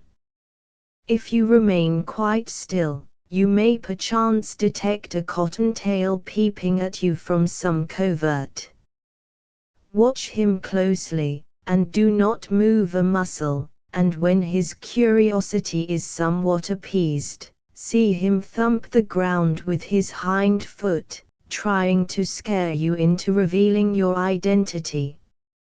If not disturbed, his fear will vanish, and he will gambol almost at your feet. You are fortunate indeed, if, on your nightly rambles, you find one of the large night moths winging its silent flight over the moonlit glade, resting for an instant on a mullein stalk, then dancing away in his erratic flight, like some pixie out for a lark. Oh, the witchery of moonlight nights, when tree, shrub, and meadow are bathed in a sheen of silver, when lovers walk arm in arm, and in soft whisperings build air castles for the days to come, when the honeysuckle shall twine around their doorway, and the moonlight rest like a benediction on their own home nest, when you sit on the porch with day's work done, and the fireflies dance over the lawn, and the voice of the whippoorwill floats up from the meadow, and you dream dreams, and weave strange fancies, under the witching spell of the silver moonlight. Mount Tamalpais, Mount Tamalpais. There are mountains and mountains, each one with an individuality all its own. There are mountains whose lofty peaks are covered with perpetual snow, like a bridal robe adorned with jewels, with the rising sun kissing each separate fold into glowing splendor, mountains whose rugged summits rise far above the timberline, sombre and imposing, with fleecy clouds floating round the rocky pinnacles like fine spun silver. Mount Tamalpais is not so lofty as Pike's Peak, or Mount Hood, but what it loses in altitude it makes up in splendor, and a trip to its summit, over the crookedest railroad in the world, offers a view that is unsurpassed. Leaving the ferry building, we have a delightful ride on the bay, passing close to Alcatraz Island, where the military prison is located, with a view of Fort Point and Fort Baker, passing near the United States Quarantine Station on Angel Island, and arrive at Sausalito, perched on the hillside like some hamlet on the Rhine, then by rail to Mill Valley, a beautiful little town nestling at the foot of the mountain like a Swiss village. Here we change to the observation train drawn by a mountain climbing traction engine, and begin the climb. The ascent is a gradual one, the steepest grade being a trifle over 7%, while the train twists and turns around 260 curves from the base to the summit. We enter a forest of the giant redwoods, which, enormous in girth, and 300 feet high, have defied the elements for thousands of years. Crossing a canon filled with madrones, oaks, and laurels, we look down upon a panorama of exceeding beauty. At a certain point the train seems about to jump off into space, but it makes a sharp curve around a jutting cliff on the edge of the canon, and a broader view bursts upon us, a view unparalleled for its magnificence. Mount Tamalpais, Mount Tamalpais. About halfway up we reach the double Bouquenote, where the road parallels itself 5 times in a short distance, and where one can change cars and go down the other side of the mountain to Muir Woods. We stay by the train, and toil upward, over Slide Gulch, through McKinley Cut, and at last, with aching but beauty-filled eyes, we reach the summit. From the top of most mountains surrounding peaks shut off the view to some extent, but from the summit of Mount Tamalpais there is an unbroken view. Rising as it does almost from the shores of the bay, there are miles and miles of uninterrupted view. Far below us the ocean and the bay shimmer like a mirror, and majestic ocean liners, outward bound, look like toy boats. To the left Mount Hamilton rises out of the purple haze, while to the right Mount Diablo pushes its great bulk above the clouds. An uninterrupted view, it is claimed that 20 or more cities and towns can be seen from the top of Mount Tamalpais. Whether this be true or not, I cannot say, but it is certain that we saw a good many, near and far, and it is also true that on a clear day the Sierras, 150 miles distant, can be plainly seen. From the hotel near the summit one gets an unsurpassed view of San Francisco Bay, the Cliff House, and the Farallon Islands, and if you are fortunate enough to see the sun sink behind the ocean, between the portals of the Golden Gate, you will never forget the sight. All the colors of the artist's palette are thrown across the sky, changing from red to orange, from orange to purple. Each white-capped wave is touched with a rosy phosphorescence, and scintillates like 1,000 jewels. To ascend Mount Tamalpais on foot, following the railroad, is not a difficult task, and is well worth the effort, for then you can take time to enjoy the varied views that burst upon your vision at each turn of the road, and linger as long as you like over each choice bit of scenery. As you descend you feel that the day upon the mountain has been a day of vision and of beauty.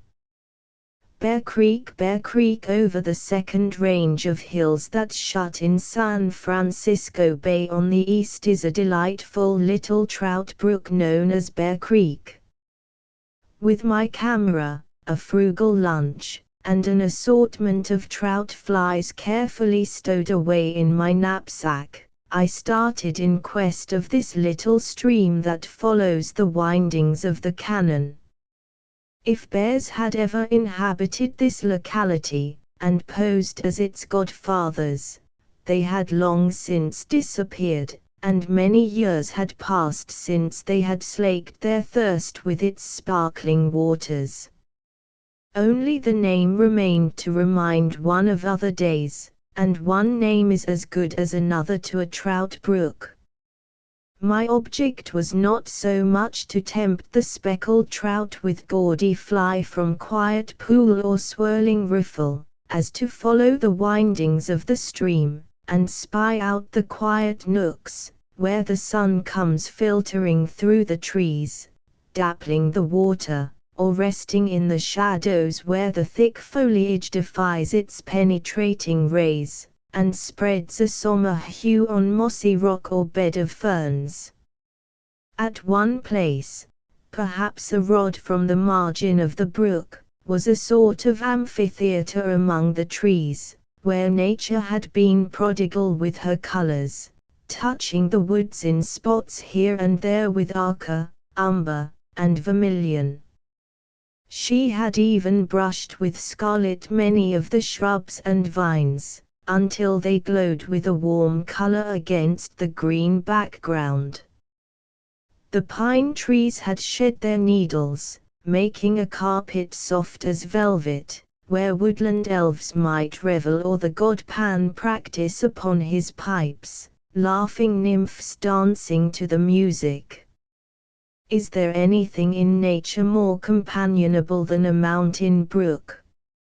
It has its moods both grave and gay, and is as fickle as a schoolgirl. At times it chuckles at you in a musical undertone as you walk along its banks, and again it seems to warn you from trespassing on its preserves, scolding in a shrill falsetto as it dodges under the roots of a fallen tree, or dives among the lily pads, as if to hide from your sight. But when it swirls down the eddy, and comes to rest by an overhanging rock, where the shadows are dark and the water deep, its song is hushed, as if in fear of disturbing the wary trout that lie in hiding in the depths of the pool. Where the shadows are dark, where the shadows are dark, this is a likely place for fish, and I put my rod together and cast my flies, dropping them as lightly as a thistledown, and using all my skill, but no trout rise to my lure.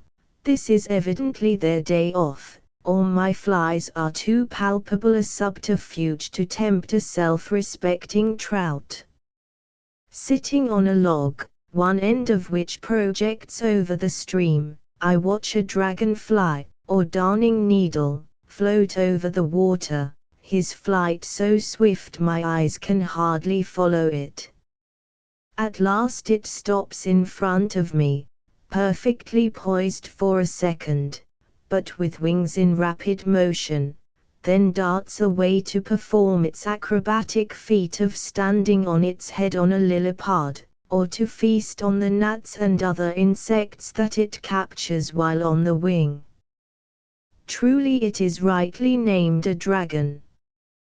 The whirligig beetles, those social little black fellows, gather in large numbers and chase each other round and round in graceful curves, skating over the water as if enjoying a game of tag.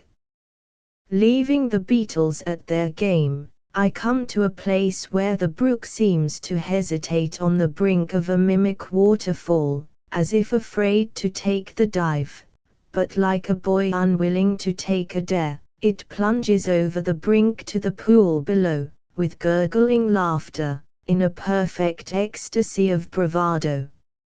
A leaf drops from an overhanging bough, falling so lightly that it barely makes a ripple, then sails away like a mimic ship to far-off ports, dancing along at every caprice of the fitful current, only to be stranded at last, cast away like a shipwrecked galleon, on some distant island.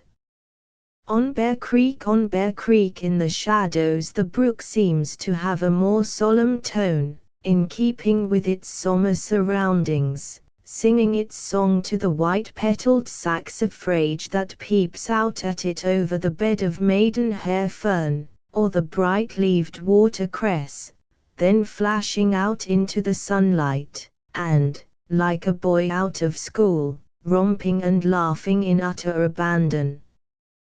Flowering currants, with rose-pink clusters of blossoms, line the banks, scattering their fragrance far and near. The rancorous cry of the catbird, and the rattling call of the kingfisher, that feathered spirit of the stream, are left behind.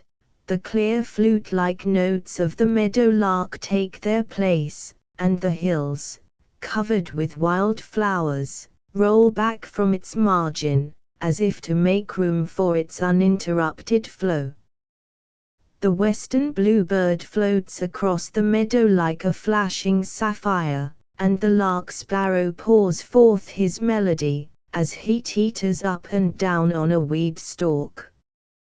But at night the brook is heard at its best, when it performs its symphonies for the flickering moonlight that nestles upon its bosom, and the stars that reflect their lamps on its surface. Make your camp on its margin, and when your fire burns low, and you draw your blanket around you, with the mountain brook singing its lullaby, and the vesper sparrow chanting its melodious vesper hymn, you can say with the psalmist, I will both lay me down in peace and sleep, and you might add, lulled by the song of the mountain brook. The song of the reel close by the edge of the lily pads. There's a flash and swirl of spray, and the line draws taut, and the rod dips low, and I sing as he speeds away, and I whir and click with the joy of life, as the line runs in and out, and I laugh with glee as I reel him in, the gamey and speckled trout. And again the silken line is cast, and the fly like a feather glides, close to the rock where the water's deep, and the wary black bass hides. There's a strike and a run as the game is hooked, and his rush with a snub is met, but he yields at last to the steady strain, and is brought to the landing net. As the sun sinks low in the western sky, and the shadows longer grow, and the night hawk wheels in his silent flight, and the crickets draw their bow, and the cattails wave in the gentle breeze, and the boat glides on apace, then I reel in the line, while the bamboo rod is laid away in its case. The bass and the trout, and the wall-eyed pike, the pickerel and muskellong, have each and all been lost or won as I caused them to race or plunge. I'm the sportsman's friend, and a foeman bold, and I've filled full many a creel, for what would the fisherman's luck be worth without the song of the reel? The old road, there is an old road that I love to follow. If one may judge by appearances, it is but slightly used by travellers, for it seems to lead nowhere, and is quite content in its wanderings, winding through canyons, over hills, and down valleys. I am told by one who ought to know, for he is an old resident, that if you follow its tortuous course far enough, it will lead you to a town called Walnut Creek, but I cannot vouch for the truth of this assertion, as I have never found a town or hamlet along its winding course. In fact, I remember but one place of abode along its entire length, and this, a weather-beaten cottage nearly hidden by the pepper and acacia trees that surround it. It is a quaint little place, and might have inspired the poet to write that beautiful poem containing the lines, "Let me live in a house by the side of the road, and be a friend to man, for the cooling draught passed out to me one hot afternoon from this house would certainly class the occupant as a benefactor." The dew was sparkling on the grass when I set out in the early morning. Gossamer spider webs strung from leaf and stem glistened in the sunlight, and up from a tuft of grass a meadowlark sprang on silent wing, scattering his silvery notes, a paean of praise to the early dawn. A bluebird's notes blend with those of the song sparrow, and a robin swinging on the topmost branch of a eucalyptus, after a few short notes as a prelude, pours forth a perfect rhapsody of melody. At this place a hill encroaches upon the road at the right, covered thickly with underbrush and blackberry vines, its crest surmounted with a stately grove of eucalyptus trees, while on the left there is an almost perpendicular drop to the valley below. So narrow is the road that teams can hardly pass each other. Why it should crowd itself into such narrow quarters when there is room to spare is its own secret. Stretching its dusty length along, it soon broadens out as if glad to escape from its cramped quarters, and glides under the wide-spreading branches of a California buckeye, which stands knee-deep in the beautiful clarkia, with its rose-pink petals, and wand-like stalks of the narrow-leaved milkweed, with silken pods bursting with fairy sails ready to start out on unknown travels. The old road leaving the shade, it climbs the hill for a broader view of the surrounding landscape, and looks down on the bay on one side, and the rolling hills and valleys on the other. Yellow buttercups nod to it from the meadow, and the lavender snapdragons wave their thread-like fingers in silent greeting. tall, stately teasels stand like sentinels along the way, and the balsamic tarweed spreads its fragrance along the outer edge. Threading its way down a steep hill, through a wealth of tangled grasses, past a grove of live oaks, from whose twisted and contorted limbs the grey moss hangs in long festoons, by Indian paintbrush and scarlet bugler gleaming like sparks of fire amid the green and bronze foliage, it glides at last into a summer canon. There a bridge spans the brook that gurgles its elfin song to cheer the dusty traveller on its way. The laurel, madrone, and manzanitas keep it company for some distance on either side, and a catbird mews and purrs from a clump of willows on the margin of the stream. A dozen or more yellow-winged butterflies gathered at a moist spot, scatter like autumn leaves before a gust of wind at my approach, dancing away on fairy wings like golden sunbeams. It climbs the hill for a broader view. It climbs the hill for a broader view at a place where the road makes a bend to the right, and the cattails and rushes grow in profusion. A blue heron, that spirit of the marsh, stands grotesque and sedate, and gazes with melancholy air into the water. Bullfrogs pipe, running the whole gamut of tones from treble to bass, hidden away amid the water grasses. Darning needles dodge in and out among the rushes in erratic flight, and a blackbird teeters up and down on a tulle stem while repeating over and over his pleasant okeoli. But the road does not stop to look or listen, and once more it climbs the hill where the golden poppy basks in the sunshine, and the dandelions spread their yellow carpet for it to pass over, or, nodding silken heads scatter their tiny fleet of 100 fairy balloons upon the wings of the summer winds. Down the road, whistling blithely, comes a slip of a boy, with fishing rod, cut from the adjacent thicket, over his shoulder and a can of bait tucked securely under his arm, happy as a king in anticipation of the fish he may never catch. At his heels trots contentedly a yellow dog.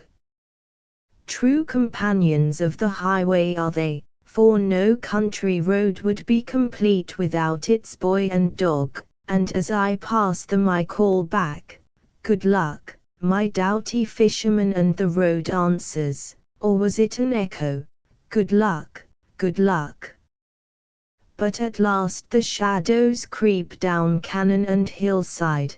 The soft light of evening touches the tops of tree and shrub with a rosy splendor, shading from green to gold, from gold to purple, and through the gathering dusk the road sinks into the surrounding gloom, toiling on in silence with only the stars for company, and the lights from firefly lanterns to guide it on its lonely way. Finis. ****** End of the Project Gutenberg ebook Byways around San Francisco Bay ***** Updated editions will replace the previous one, the old editions will be renamed. Creating the works from print editions not protected by U.S. copyright law means that no one owns a United States copyright in these works, so the Foundation, and you, can copy and distribute it in the United States without permission and without paying copyright royalties. Special rules, set forth in the general terms of use part of this license, apply to copying and distributing Project Gutenberg trademark symbol electronic works to protect the Project Gutenberg trademark symbol concept and trademark. Project Gutenberg is a registered trademark, and may not be used if you charge for an ebook, except by following the terms of the trademark license, including paying royalties for use of the Project Gutenberg trademark. If you do not charge anything for copies of this ebook, complying with the trademark license is very easy. You may use this ebook for nearly any purpose, such as creation of derivative works, reports, performances and research. Project Gutenberg ebooks may be modified and printed and given away. You may do practically anything in the United States with ebooks not protected by U.S. copyright law. Redistribution is subject to the trademark license, especially commercial redistribution. Start. Full license. The full Project Gutenberg license. Please read this before you distribute or use this work to protect the Project Gutenberg trademark symbol. Mission of promoting the free distribution of electronic works. By using or distributing this work, or any other work associated in any way with the phrase Project Gutenberg, you agree to comply with all the terms of the full Project Gutenberg trademark symbol license available with this file or online at www.gutenberg.org/license. Section 1. General Terms of Use and Redistributing Project Gutenberg Trademark Symbol Electronic Works 1.0.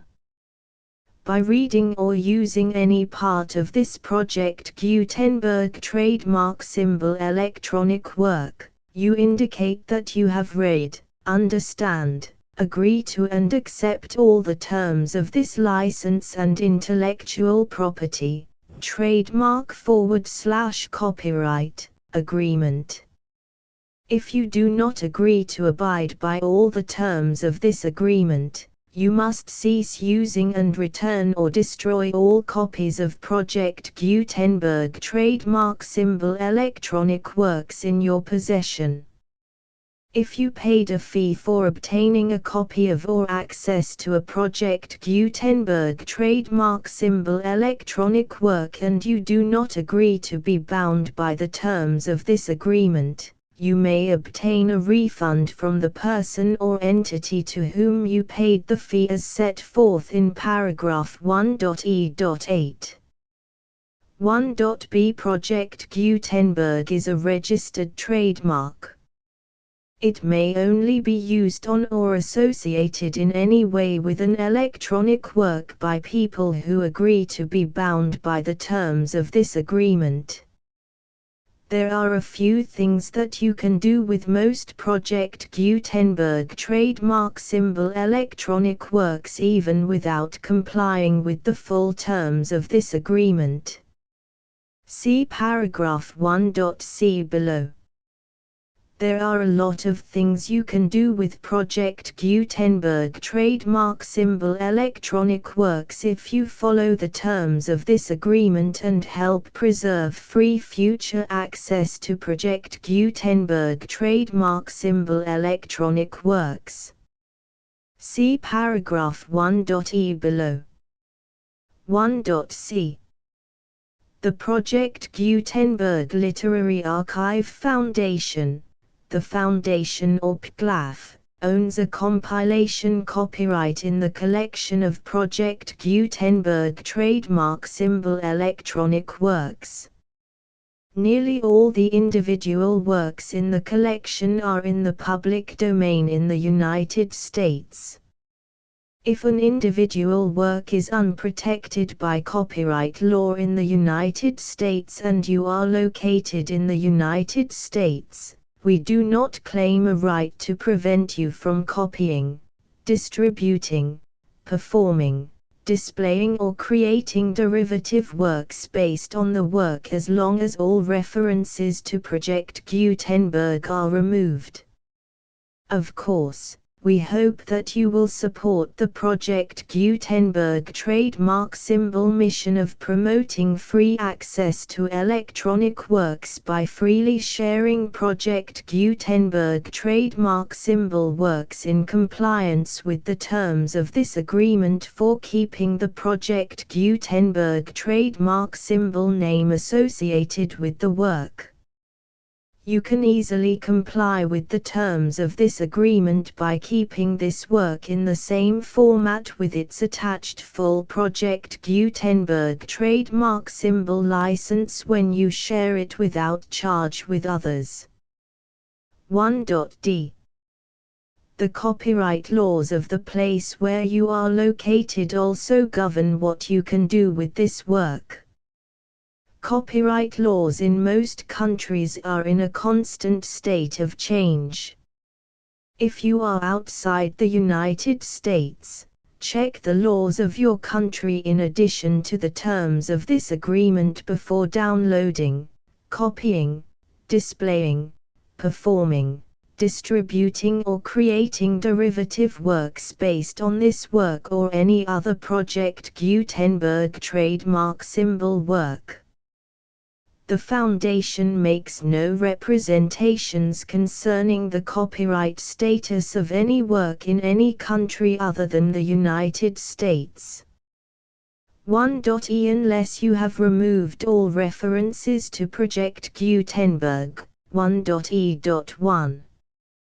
The following sentence, with active links to, or other immediate access to, the full Project Gutenberg trademark symbol license must appear prominently whenever any copy of a Project Gutenberg trademark symbol work, any work on which the phrase Project Gutenberg appears, or with which the phrase Project Gutenberg is associated, is accessed, displayed, performed, viewed, copied or distributed. This ebook is for the use of anyone anywhere in the United States and most other parts of the world at no cost and with almost no restrictions whatsoever.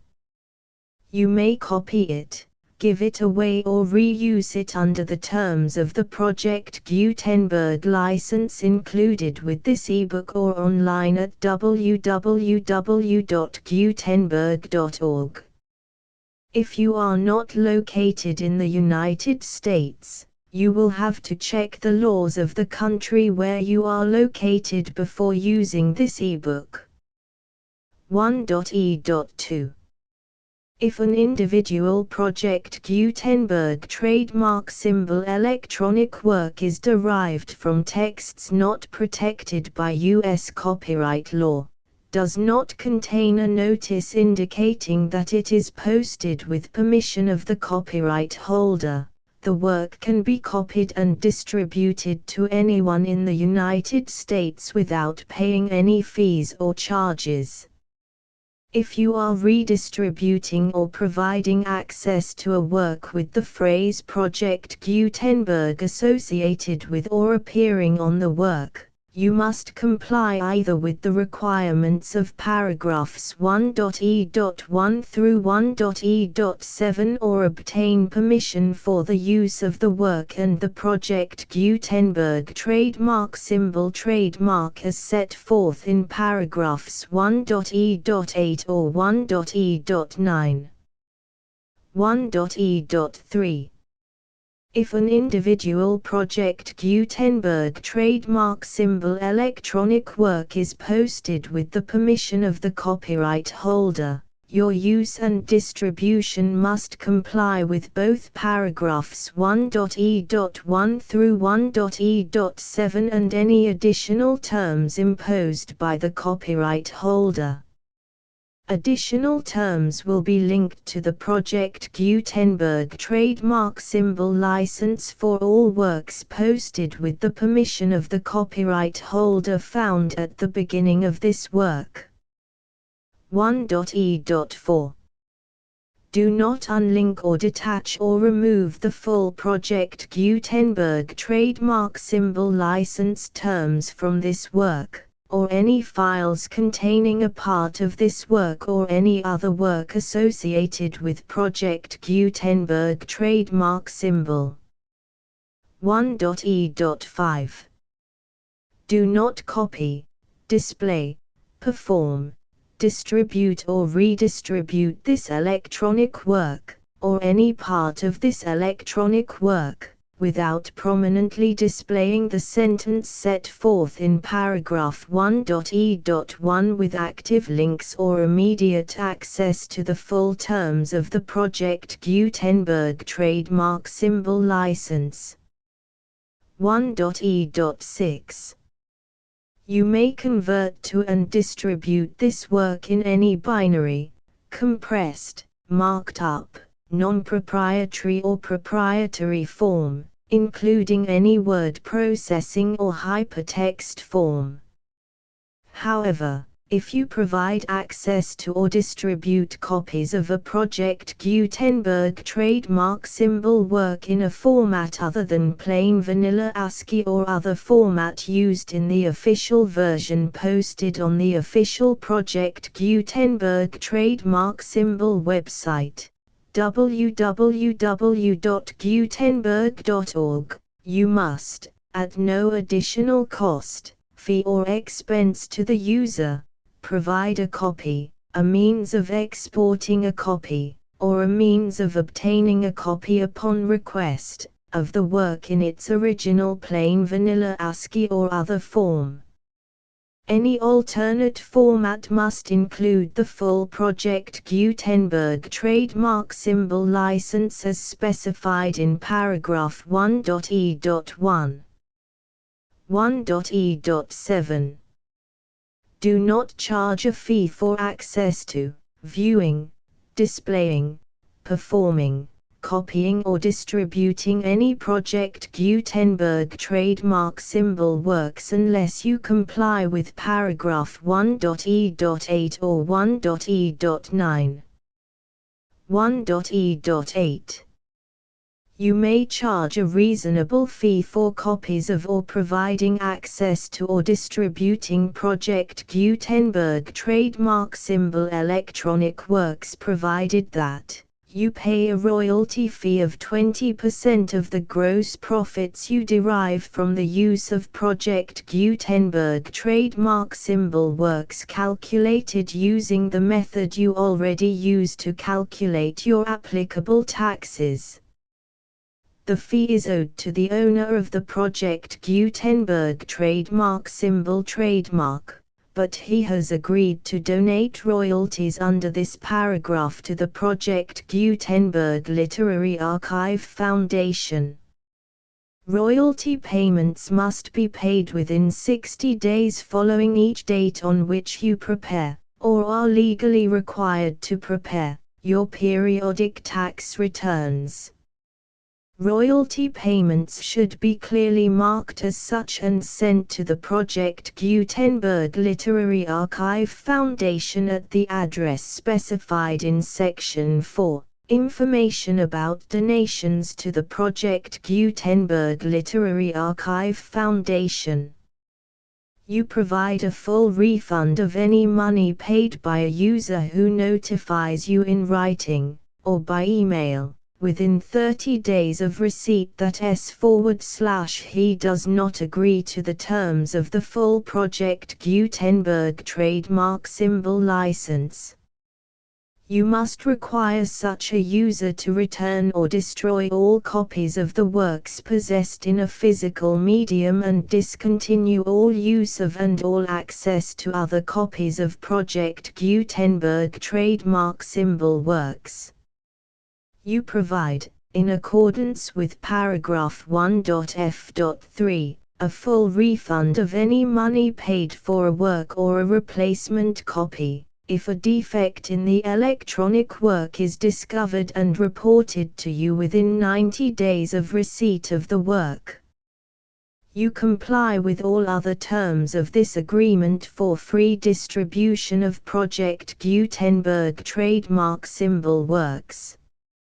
1.e.9 If you wish to charge a fee or distribute a Project Gutenberg trademark symbol electronic work or group of works on different terms than are set forth in this agreement, you must obtain permission in writing from the Project Gutenberg Literary Archive Foundation, the manager of the Project Gutenberg trademark symbol trademark.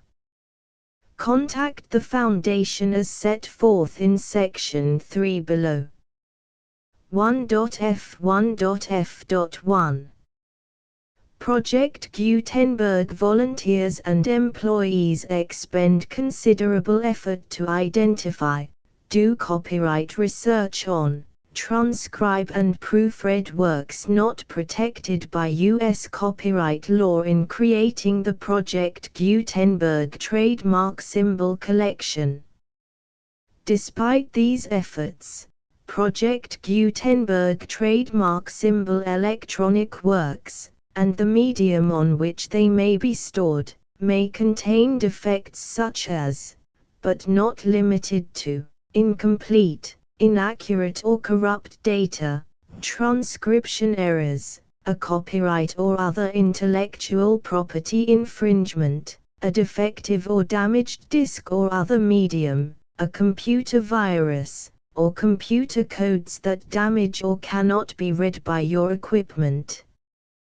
1.f.2 Limited warranty, disclaimer of damages, except for the right of replacement or refund described in paragraph 1.f.3, the Project Gutenberg Literary Archive Foundation, the owner of the Project Gutenberg trademark symbol trademark, and any other party distributing a Project Gutenberg trademark symbol electronic work under this agreement, disclaim all liability to you for damages, costs and expenses, including legal fees. You agree that you have no remedies for negligence, strict liability, breach of warranty or breach of contract except those provided in paragraph 1.f.3. You agree that the Foundation, the trademark owner, and any distributor under this agreement will not be liable to you for actual, direct, indirect, consequential, punitive or incidental damages even if you give notice of the possibility of such damage. 1.f.3 Limited right of replacement or refund. If you discover a defect in this electronic work within 90 days of receiving it, you can receive a refund of the money, if any, you paid for it by sending a written explanation to the person you received the work from. If you received the work on a physical medium, you must return the medium with your written explanation. The person or entity that provided you with the defective work may elect to provide a replacement copy in lieu of a refund. If you received the work electronically, the person or entity providing it to you may choose to give you a second opportunity to receive the work electronically in lieu of a refund. If the second copy is also defective, you may demand a refund in writing without further opportunities to fix the problem. 1.f.4 Except for the limited right of replacement or refund set forth in paragraph 1.f.3, this work is provided to you as is, with no other warranties of any kind, express or implied, including but not limited to warranties of merchantability or fitness for any purpose. 1.f.5 Some states do not allow disclaimers of certain implied warranties or the exclusion or limitation of certain types of damages. If any disclaimer or limitation set forth in this agreement violates the law of the state applicable to this agreement, the agreement shall be interpreted to make the maximum disclaimer or limitation permitted by the applicable state law. The invalidity or unenforceability of any provision of this agreement shall not void the remaining provisions. 1.f.6 Indemnity. You agree to indemnify and hold the foundation, the trademark owner, any agent or employee of the foundation, anyone providing copies of Project Gutenberg trademark symbol electronic works in accordance with this agreement, and any volunteers associated with the production, promotion and distribution of Project Gutenberg trademark symbol electronic works, harmless from all liability, costs and expenses, including legal fees, that arise directly or indirectly from any of the following which you do or cause to occur. A. Distribution of this or any Project Gutenberg trademark symbol work. B. Alteration, modification, or additions or deletions to any Project Gutenberg trademark symbol work, and C. Any defect you cause. Section 2. Information about the mission of Project Gutenberg trademark symbol. Project Gutenberg trademark symbol is synonymous with the free distribution of electronic works in formats readable by the widest variety of computers, including obsolete, old, middle-aged and new computers. It exists because of the efforts of hundreds of volunteers and donations from people in all walks of life. Volunteers and financial support to provide volunteers with the assistance they need are critical to reaching Project Gutenberg trademark symbol's goals and ensuring that the Project Gutenberg trademark symbol collection will remain freely available for generations to come. In 2001, the Project Gutenberg Literary Archive Foundation was created to provide a secure and permanent future for Project Gutenberg trademark symbol and future generations. To learn more about the Project Gutenberg Literary Archive Foundation and how your efforts and donations can help, see sections 3 and 4 and the Foundation information page at www.gutenberg.org. Section 3. Information about the Project Gutenberg Literary Archive Foundation. The Project Gutenberg Literary Archive Foundation is a non-profit 501(c)(3) educational corporation organized under the laws of the state of Mississippi and granted tax-exempt status by the Internal Revenue Service.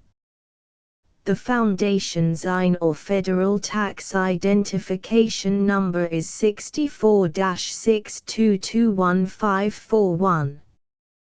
Contributions to the Project Gutenberg Literary Archive Foundation are tax-deductible to the full extent permitted by U.S. federal laws and your state's laws. The Foundation's business office is located at 809 North 1500 West, Salt Lake City, UT 84116. 801-596-1887. Email contact links and up-to-date contact information can be found at the Foundation's website and official page at www.gutenberg.org/contact section 4.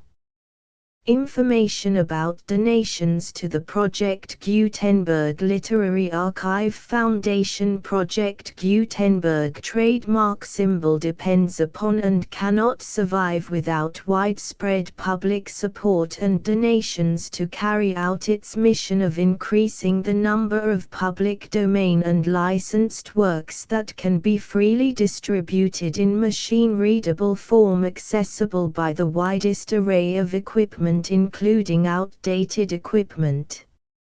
Many small donations, $1 to $5,000, are particularly important to maintaining tax-exempt status with the IRS. The Foundation is committed to complying with the laws regulating charities and charitable donations in all 50 states of the United States. Compliance requirements are not uniform and it takes a considerable effort, much paperwork and many fees to meet and keep up with these requirements.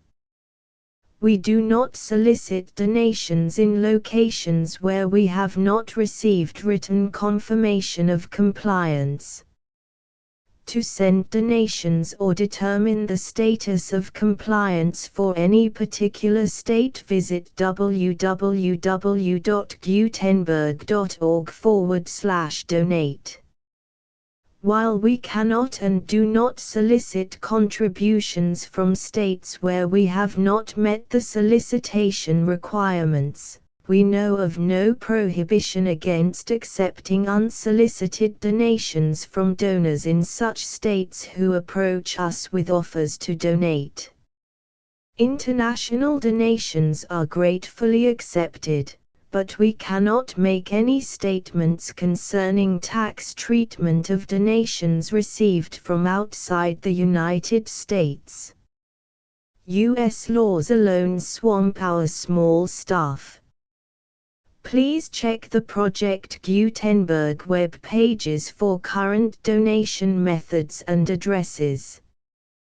Donations are accepted in a number of other ways, including checks, online payments and credit card donations. To donate, please visit www.gutenberg.org/donate. Section 5. General information about Project Gutenberg trademark symbol. Electronic Works. Professor Michael S. Hart was the originator of the Project Gutenberg trademark symbol concept of a library of electronic works that could be freely shared with anyone. For 40 years, he produced and distributed Project Gutenberg trademark symbol ebooks with only a loose network of volunteer support. Project Gutenberg trademark symbol ebooks are often created from several printed editions, all of which are confirmed as not protected by copyright in the U.S. unless a copyright notice is included. Thus, we do not necessarily keep ebooks in compliance with any particular paper edition. Most people start at our website, which has the main PG search facility, www.gutenberg.org. This website includes information about Project Gutenberg trademark symbol, including how to make donations to the Project Gutenberg Literary Archive Foundation, how to help produce our new ebooks, and how to subscribe to our email newsletter to hear about new ebooks.